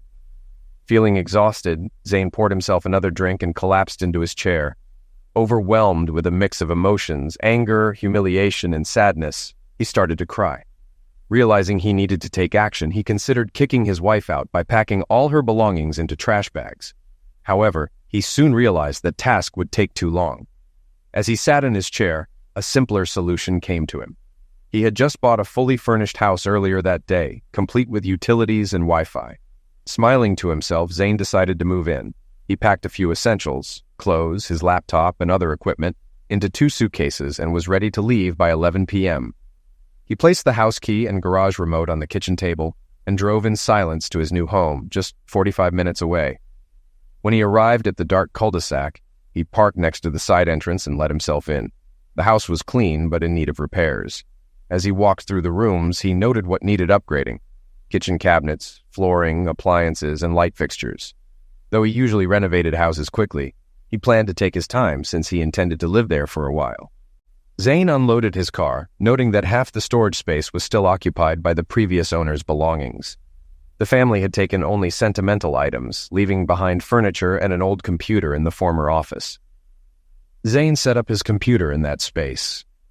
Feeling the effects of his drinks, Zane grabbed sheets from the linen closet, made the bed, and exhausted, fell asleep in his shorts. The next morning, Zane woke early as sunlight filled the room. He hadn't closed the curtains. With a slight hangover, he showered, dressed casually, and made coffee using the old-fashioned coffee maker left by the previous owners. He found a jar of coffee in the pantry and was pleased with the gas stove, despite its age. As he drank his coffee, he explored the kitchen, finding it stocked with pots, pans, utensils, glassware, and 2 sets of china. He learned later that the previous owner had inherited both her mother's and mother-in-law's china. Zane made a simple breakfast, cleaned up, and then checked out the garage, which was packed with catering equipment, likely from the previous owner's catering business. The backyard had a nice, partially enclosed patio with hanging plants and outdoor lamps, though it needed some sprucing up. An old rusty barbecue sat in the corner, which Zane planned to replace. After inspecting the property, Zane made a plan to renovate. He organized a sale for items left behind, donating or discarding what didn't sell. He also noticed the yard was overgrown with grass, the brick flower beds were cracked, and the driveway needed repairs. The concrete block walls separating the property were also damaged. Zane called his contractor, Cesar Quintero, to discuss the renovations. While waiting for Cesar, he met his first neighbor, Lee, a Vietnamese widow, and her elderly mother. Lee offered to introduce Zane to the neighborhood, which he appreciated. When Cesar arrived, he and Zane reviewed the house and noted the necessary work. Cesar commented that the house had the least curb appeal on the street and agreed it needed significant upgrades. As they walked the cul-de-sac, they noticed other homes also needed repairs. After planning the renovations, Cesar left, and Zane was alone again. Zane turned on his phone and saw several missed calls, mostly from his wife, starting around 2 p.m., likely when she returned home. Her voicemails were filled with pleas for forgiveness, begging him to talk to her, saying she was sorry for disappointing him. The last message was from his daughter, Andrea, asking what he had done to her mom. She mentioned that her mother had told her Zane had moved out and even strike her. Andrea urged him to return home and fix things. Zane called Andrea back. She confronted him, but he asked if her mother had told her why he left. When Andrea said it couldn't have been that bad, Zane explained that her mother had effectively left him first. He asked Andrea to get the full truth from her mom before they talked again. Andrea agreed, mentioning her mom was staying with them for a few days. Over the next 3 days, Zane didn't hear from Andrea. During that time, Cesar began repairing Zane's yard, fixing the walls with decorative block caps. Without asking, Zane also had Cesar repair the walls around the neighborhood, which earned him thanks from his neighbors. Zane also had Cesar's crew fix the driveways on the cul-de-sac, applying protective coatings. Although the cost wasn't small, Zane felt it was worth it for the property value boost. Zane organized a sale to get rid of the leftover clutter, and the event was a success. While cleaning up afterward, Andrea called him. "Dad, we need to meet. There's more you don't know," she said. Zane replied, "I know what I saw." Andrea insisted, saying her mother had told her everything and that she didn't blame Zane for his actions. She even scolded her mom for how she treated him. Andrea offered to meet Zane to discuss more details, which she said were important. Zane, feeling her emotional distress, agreed to meet at TGI Fridays near her house at 11 a.m. the next day. They exchanged "I love yous" before hanging up. The house renovation continued, and Zane ordered new windows. Many of the house's windows were painted shut and couldn't be opened. He also ordered French doors with additional screen doors for the family room and master bedroom. Zane entered TGI Fridays right at 11 a.m. His daughter was already waiting in the lobby. They hugged and requested a corner table. Both ordered coffee. There weren't many people in the restaurant at this time of day. Zane got straight to the point. "What do you want to talk about, Andrea? If this is about what I did after your mom dressed for her big date, I don't regret it. I don't have to tolerate such disrespect, especially from my wife." "Dad," Andrea started, "this is more serious than you think. You won't like what I have to say, not one bit. But first, you need to know Mom is devastated. She's so remorseful, she can't stop crying. She deeply regrets hurting you. She couldn't stay longer than the weekend because she had to get back to work. I visited her twice. She just goes to work, forces herself to get through the day, and then returns home to an empty house. I don't feel anything for her after what she did to me," Zane replied. Andrea pulled 2 items from her large bag, a brown envelope and a standard letter-sized one. "Dad," Andrea said, picking up the smaller envelope, "this is Mom's apology letter. She knows you don't want to talk to her, and even if you did, she's not sure she can face you. She's so ashamed. I won't make you read it. You can toss it if you want, but here it is. Maybe you'll read it later." What's in the big envelope? Zane asked. This is a detailed account of Mom's relationship with the guy she went on a date with. It's written with precision at my request. Why should I read it? Zane asked. I don't care. It's not for you, Dad. It's for HR at Mom's job. And why would they care what Bryce did on her own time with someone not from her company? Dad, Andrea said, taking Zane's hands with a sad look. I need to tell you what happened after you kicked Mom out. It's going to hurt, but it's better coming from me. I told her to stay with you for the night. I didn't want her around. I wasn't sure. I didn't want to touch her again. I know, Dad, Andrea said. When she complained about the long drive, you told her to find a motel or hotel. Right, Zane said. Mom was hurting, not just from the slaps, but she realized how much she'd messed up. No matter how angry you seemed, she knew she hurt you deeply. She was confused, too. One moment you were helping her get ready for a date which went against your nature, and the next, you were striking her and scolding her. I didn't yell, Zane interrupted. I firmly told her I thought she was planning to cheat on me. She says she never meant to sleep with him, Andrea responded. She took the protection from your nightstand. I know, Dad, Andrea continued, but you couldn't see it differently? When Mom left, she was confused and regretful.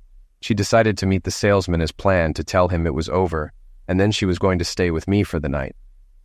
She still thought he was a friend at that point. Andrea continued, while Zane listened in silence. When she arrived at the hotel, she went straight to the ladies' room. Her makeup was a mess, and her cheeks were still red and puffy. Once she freshened up, she entered the restaurant where her date, Harvey, had already gotten a table. She didn't greet him with a hug or kiss, and he immediately knew something was wrong. She got right to the point, but before she could finish, she started crying. He tried to comfort her, hugging her and saying everything would be okay.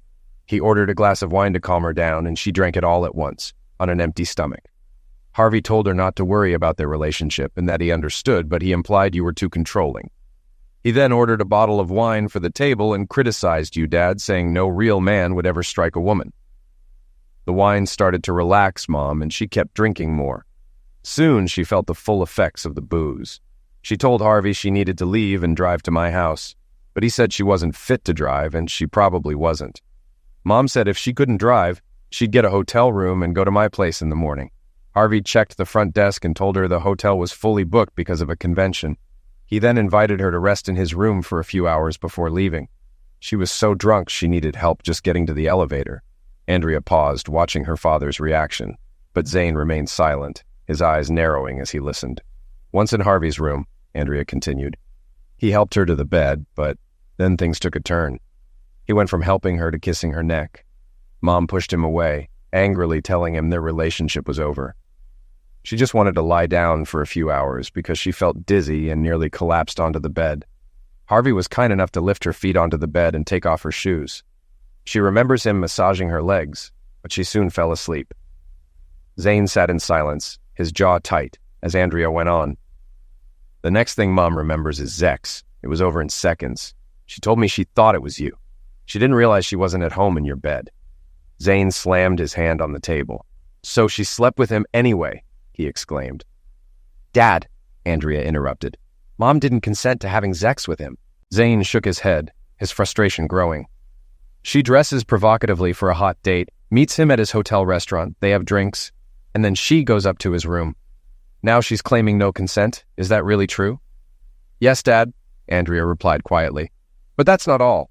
Early in the morning, as the light was just coming up, Mom woke to find an unclothed man next to her, his hand on her chest, trying to have sex with her again. She pushed him away and jumped out of bed. Now sober, but with a headache, she realized what had happened. Harvey had gotten her drunk and taken advantage of her while she slept. He tried again in the morning. She screamed at him, telling him she never wanted to see him again. He just laughed and said she didn't feel that way last night. Zane's face turned pale as he absorbed the information, while Andrea continued. Mom knew what had happened and felt ashamed for letting him lead her on for so long. She realized all he wanted was to get her into bed. She showered, cleaned up, and left the hotel. She hoped to find you at home and confess everything, to ask for your forgiveness. But when she got there, she saw you'd already moved out. Mom was consumed with guilt and shame. Zane leaned back in his chair, overwhelmed by what he had just heard. Andrea went on. Mom called me afterward and told me you strike her and kicked her out. She was still confused, but desperate to talk to you. When she came to my house, she was shaken, and it took a while for her to tell me the whole story. I believe her, Dad. Zane stared at the table before asking, "What about the protective equipment she took from my nightstand? Was she planning to use that?" "She wasn't going to use it, Dad. She told me she took it because she thought it would make it easier to say no. It was just a safeguard she thought would help her resist, but she never intended to use it." Zane shook his head. "That's hard to believe. It'll take a lot to convince me." Andrea took a deep breath. "Dad, Mom has started seeing a counselor. She's trying to figure out what she did and why. The counselor suggested reaching out to you, but we knew you wouldn't want to participate. I've been going to the sessions with her to help understand everything." Zane stayed quiet for a long time before speaking. "I'm not joining any counseling. Bryce made her bed. Now she has to lie in it." Andrea nodded and continued. "Mom's HR department got involved. They reviewed her statement, consulted their lawyer, and decided maltreatment allegations against Harvey wouldn't stand. It was just a case of he said, she said. But they passed her account to Harvey's HR. Harvey admitted to having sex with Mom but said it was consensual. Neither company wanted to pursue legal action, but Harvey's employer felt it was inappropriate for him to have a relationship with a married woman, and he was fired. Zane and Andrea sat in silence for a long time. Zane tried to process everything. He had thought time apart might help things between him and Bryce return to normal, but now everything had changed. She had actually slept with her so-called friend, and despite Andrea's explanation, Zane couldn't shake the feeling it might have been intentional. Unable to resolve the conflict inside, Zane made a decision. For now, he would do nothing. He would continue with his new life, avoiding Bryce. He spoke with Andrea from time to time, but she kept encouraging him to talk to his wife and work things out. Zane knew the wound would take time to heal, but divorce wasn't something he had seriously considered. Instead, he focused on renovating his new home and helping his neighbors improve theirs. As time went on, Zane gradually returned to his career, buying, renovating, and selling distressed properties. He transformed the cul-de-sac, even landscaping a small island in the middle to create a peaceful spot for neighbors to gather. The local women soon discovered Zane's poor cooking skills and, in appreciation for his efforts, began organizing meals for him, bringing casseroles, meatloaf, and other homemade dishes. Late one afternoon, as Zane reviewed a spreadsheet, there was a knock at the door. Without much thought, he saved his work and opened it. It wasn't one of his neighbors. It was Bryce. "Bryce," Zane said, surprised. "I didn't expect to see you here. How did you find me?" Bryce didn't answer and instead asked, "Can I come in?" Much of Zane's anger had faded over time, and although surprised by her sudden appearance, he found himself saying, "Please, come in." Still taken aback, Zane noticed Bryce had dressed for the occasion, wearing a simple white sundress and matching flats. Her hair was down and she looked fresh and clean. Bryce entered, carrying several bags of groceries. "Where's the kitchen?" she asked. Zane pointed toward the kitchen door. Without hesitation, Bryce walked through, placed the bags on the counter, and returned to look around. "It's a little sparse, but nice. I think you've fixed whatever needed fixing," she commented. "I haven't finished all the renovations, but it's livable," Zane replied. "Can I get a tour?" Bryce asked. "Of course," Zane said, leading her through the living room, down the hallway, and through each bedroom. Finally, they reached the master bedroom. At each stop, Zane pointed out what he'd already done and what still needed attention. Bryce commented on the lack of closet space compared to their old home, to which Zane replied that it was more than enough for him. He didn't need much room. Bryce also noted the smaller bed. "It's big enough for me," Zane said. "Besides, a larger bed would overwhelm the room." Bryce made a few suggestions about curtains and carpeting. In the past, Zane had often used her ideas when renovating homes. He led her out through the new French doors into the screened patio. Bryce admired the cozy space and remarked, "This would be perfect for relaxing in the evening after dinner." "I often do," Zane said. "With a glass of my favorite strong red wine, it helps me sleep." Back in the living room, Zane gathered his thoughts. His wife's unexpected visit still puzzled him. "How did you find me?" he asked again. "It wasn't easy," Bryce admitted, "but I got some help from your colleagues at the real estate office. I drove by a few days ago and saw your car in the carport. I thought long and hard about disrupting your new life, but I needed to see you, even for a short while. So I decided to come over and cook dinner for you. I know you're a terrible cook, so I brought everything for a meatloaf dinner. I hoped you'd let me stay long enough to cook for you, and then I'd leave you alone. You can help in the kitchen or finish whatever you need to do, and I'll call you when dinner's ready." Zane agreed. "I have a spreadsheet to finish. I'll check in to see if you need help with dinner in a bit." When Zane came into the kitchen about 20 minutes later, Bryce was busy preparing the meal. She turned to him, teary-eyed, and said, "You don't really need my help, do you? Your fridge and freezer are stocked. I didn't find a single frozen dinner in your kitchen." "The neighborhood wives take good care of me when it comes to food," Zane explained. "I've helped a few neighbors with small projects to improve their homes, and they repay me with casseroles or brisket every now and then. But I'd love to have your meatloaf, and I appreciate you coming here to make it." "That's just an excuse to see you again," Bryce said softly. "I've missed you so much. If you've read my letter, you know how sorry I am for treating you so poorly. But I wanted to tell you in person how regretful I am. I was a foolish middle-aged woman who thought she needed excitement after a younger man showed me some attention. I made a huge mistake." Zane sighed. "Bryce, I know you're sorry. Andrea told me what happened that night. At first I thought you went through with it, but Andrea convinced me you were manipulated. I don't think she would lie to make you seem less guilty, but we don't need to rehash all of that tonight." Bryce nodded. "Dinner is ready," she said, changing the subject. "This meatloaf will last you for days. I hope you enjoy it." She picked up her purse and headed toward the door. "Wait," Zane said. "Won't you stay for dinner? I've set the table for 2. "No," Bryce replied. "I really wanted to see you, but I don't want to intrude on your new life. If it's okay, I'd like to come back next Friday and cook for you again." "That would be great," Zane said. "But next time, I'd like you to stay. We can have dinner together and enjoy a glass of wine on the patio." "I'd like that, Zane," Bryce said. "But I'll have to see how guilty I still feel," she replied, before walking out the door and driving away. After Bryce left, Zane felt an unexpected sense of loneliness. He had grown used to living on his own and had adjusted to not having his wife around, but after seeing her again, that loneliness crept back in. His feelings toward Bryce were complicated. He was still hurt and a bit angry that she had even considered going on a date with another man, but at the same time, he missed her. He missed their life together and the way things used to be. It was clear she was trying to be that person again. The following Friday evening, Bryce returned.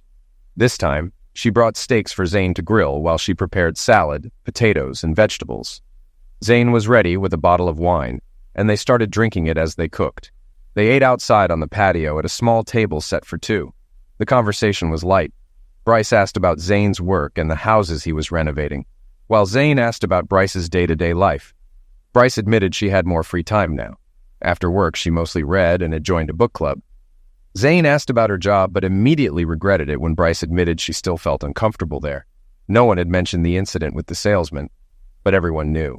After a pleasant evening, Bryce once again declined staying longer, saying she didn't want to disrupt Zane's new life.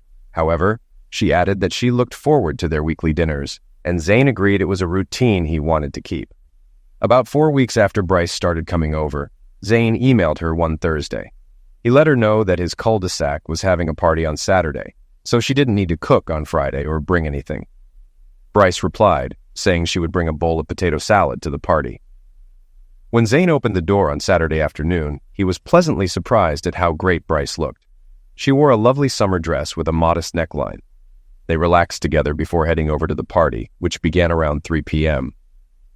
Bryce explained that she wanted to make a good impression on the neighbors, but Zane knew she also wanted to look good for him. The party hosts were setting up tables, and neighbors brought out lounge chairs. One neighbor, an enthusiastic barbecue lover, was grilling steak, chicken, and sausage. Almost everyone contributed beer, wine, and other drinks, while Zane brought several bottles of his favorite dark red wine. As the neighbors arrived, Zane introduced Bryce. Many were surprised to learn he was married. Some even admitted they hadn't known. They asked why Zane and Bryce weren't living together, making the couple feel a bit awkward. Throughout the day, Zane received compliments on how beautiful and charming his wife was. Bryce, in turn, heard many stories about how much Zane had helped the neighborhood since moving in. Neighbors pointed out the improvements Zane had made to their homes, and though everyone worked hard, Bryce could see how much more pride they took in their homes since Zane's arrival. As the party progressed, the men gathered to talk sports while the women gravitated toward Bryce, asking about her relationship with Zane and why they weren't living together. Meanwhile, children played in the street, drawing with chalk on the pavement.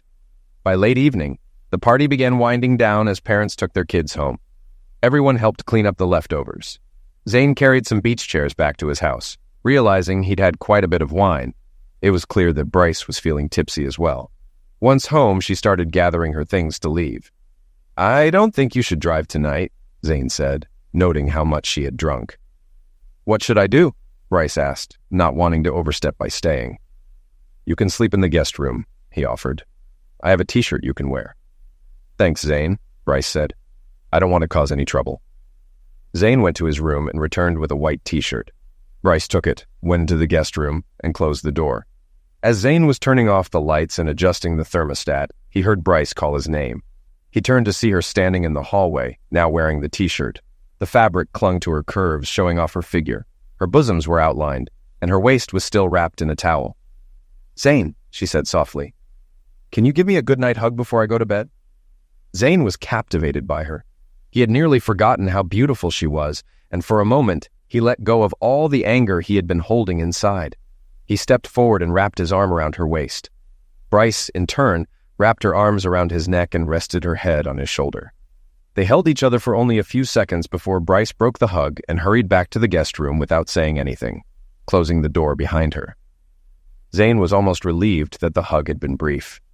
He could feel his body reacting to her, and if the hug had lasted a few seconds longer, Bryce would have noticed it too. The next morning, Zane woke up with a mild hangover. Hearing the shower running, he realized Bryce was already awake. After taking some headache pills, he headed to the kitchen where he found Bryce making breakfast. She was cheerful, wearing a sundress, and preparing bacon, eggs, toast, juice, and coffee. "Your neighbors might bring you dinner," she said, "but it doesn't look like you get a good breakfast. All I found in the freezer were frozen breakfast sandwiches." "You're right," Zane admitted. "I usually just grab one of those or a protein shake before heading out." "It's such a nice morning," Bryce said, glancing outside. "Why don't we eat on the patio?" "That sounds good," Zane agreed, setting the table for two. When Bryce brought out the food, Zane pulled her chair out for her, and she smiled. "Thank you for last night and this morning. It's the happiest I've felt in a long time." "I feel the same way," Zane replied. Bryce took a deep breath, carefully testing the waters. She didn't want to push him, but needed to know how he felt. "Any idea when you might want to come home?" she asked, trying to sound casual. Zane thought for a moment before answering. "I don't know if I want to come back home." Bryce's face fell slightly, though she tried to hide it. His response made it clear he wasn't ready to pick up where they left off. "Well," she said softly, "I'll wait until you do. In the meantime, I'd love to keep coming over on Fridays to cook for you, if you don't mind." "I'd like that," Zane said. "You've always been the best cook." Bryce felt a sting at the comment, wondering if Zane only wanted her around for her cooking. But she also sensed that there was more, and he just wasn't ready to admit it yet. She decided not to rush him. The following Friday, Bryce returned. She looked stunning in a pink pleated skirt and a fitted cashmere sweater that showed off her figure. The skirt was short enough to reveal her legs, and the sweater hugged her chest. Zane greeted her at the door. "What's on the menu tonight?" he asked. "I brought marbled ribeye steaks," Bryce said, smiling. "I thought you could grill them while I make a salad with lettuce, tomatoes, avocado, and bacon. And I brought 2 bottles of red wine. Maybe we'll get so drunk that you'll ask me to stay again." Zane laughed, not fully realizing how their relationship was gradually evolving into something deeper. He still had lingering anger and wasn't sure how to bring it up without spoiling the evening. "We'll see how the night goes," Zane replied noncommittally as he fired up the grill. Bryce busied herself in the kitchen preparing the salad while Zane poured 2 glasses of wine. He handed one to her and took the other to the patio, leaving the bottle on the table. After a while, Bryce brought out the salad and Zane began grilling the steaks. "They'll be ready in about 10 minutes, he said, turning toward her. Bryce raised her wine glass. "To my hope that you'll let me back into your life," she said softly. The toast caught Zane off guard and he felt a bit embarrassed, unsure how to respond. "We'll talk later," he said, turning his attention back to the steaks.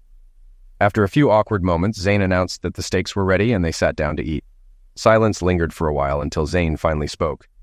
"I'm sorry things ended up this way," he said quietly. Bryce nearly choked on her food at his abrupt statement. She reached across the table, took Zane's hand, and said, "Thank you. I was so afraid you thought I slept with someone willingly and that you'd never forgive me." Zane's expression softened. Sometimes I think that if I hadn't kicked you out, none of this would have happened. None of this was your fault, Bryce replied, still holding his hand. It was all on me.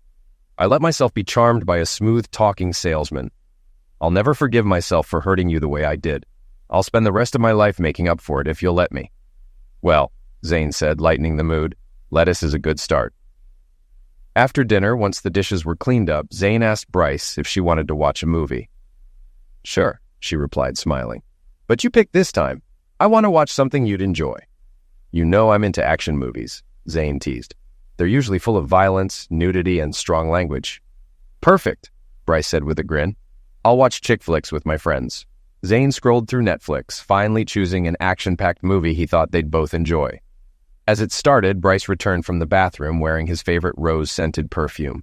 She sat close to him on the couch, so close that Zane could feel her warmth. Without asking, she gently rested her head on his chest. Zane instinctively put his arm around her shoulder, feeling a rush of conflicting emotions. He noticed her skirt had ridden up above mid-thigh, and the top buttons of her sweater were undone, revealing a fair amount of cleavage. Bryce had always been beautiful to Zane, and despite everything that had happened, he couldn't deny his attraction to her. The movie played, but Zane found it hard to concentrate. Soon, Bryce, nestled against him, fell asleep, her breathing soft and steady. He let her sleep until the movie ended, then gently shook her awake. You're going to let me stay the night, aren't you? She asked groggily as she got up. I don't think I should drive home this late. Yeah, you can stay, Zane agreed. You know where the guest room is. Bryce smiled but didn't head to the guest room. Instead, she walked into the bathroom and came out a few minutes later wearing a black baby doll negligee that stunned Zane. It was the sexiest thing he'd ever seen her wear, leaving little to the imagination. How do you like my new pajamas? Bryce asked softly, her voice seductive as she posed in front of him. Zane couldn't take his eyes off her. I like them, he said, his voice low. I forgot how sexy you could be when you wanted to impress me. Encouraged by his words, Bryce walked up to Zane, wrapping her arms around his neck and pressing her body against his. I don't want either of us to sleep alone tonight, she whispered in his ear. Zane could feel her body respond to his, and despite the unresolved tension between them, the desire he had for her surged back. I know you haven't fully forgiven me, Bryce continued, her voice emotional. But please don't let that stop you from enjoying this moment. You can do whatever you want with me.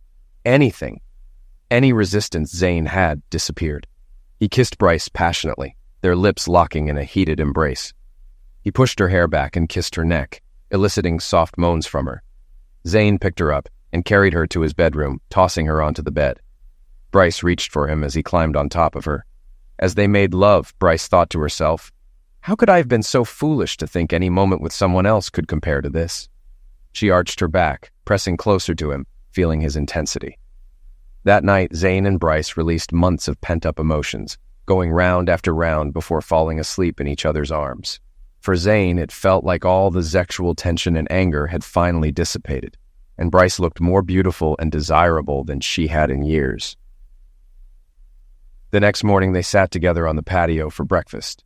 Bryce, glowing from the night before, took a deep breath before speaking. Zane, she said softly, I think you know how badly I feel about everything I did. I'll never do anything like that again, but we've been apart for almost 6 months. Don't you think it's time for us to live together again? Zane paused, putting down his fork and wiping his mouth with a napkin. He looked out at the bright morning sun, thinking about her words. Then he turned back to Bryce and said, I've thought about it, but I've made up my mind. Bryce's heart sank, waiting for him to explain. First, Zane continued, the old house is too big for me now. When the kids were growing up, it was perfect, but now, it's just too much. And honestly, I never really fit in with the neighbors. They're all college graduates, professionals. I barely finished high school. I don't have much in common with them. But Zane, Bryce interrupted, you've done so well. You make just as much as they do with your renovations. Our house is one of the nicest, thanks to your work. Zane shook his head. What I'm saying is, this is my home now. This is where I want to be. These are the kind of neighbors I want. When this house is done, it'll be just the right size for me. I'm not going back to the old house. Bryce's face fell, her eyes filling with sadness.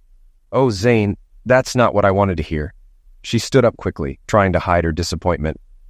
I have to go, she said abruptly. In just a few minutes, Bryce gathered her things and left. leaving Zane feeling conflicted. He hadn't intended to hurt her, but deep down, he knew he didn't want to return to their old life.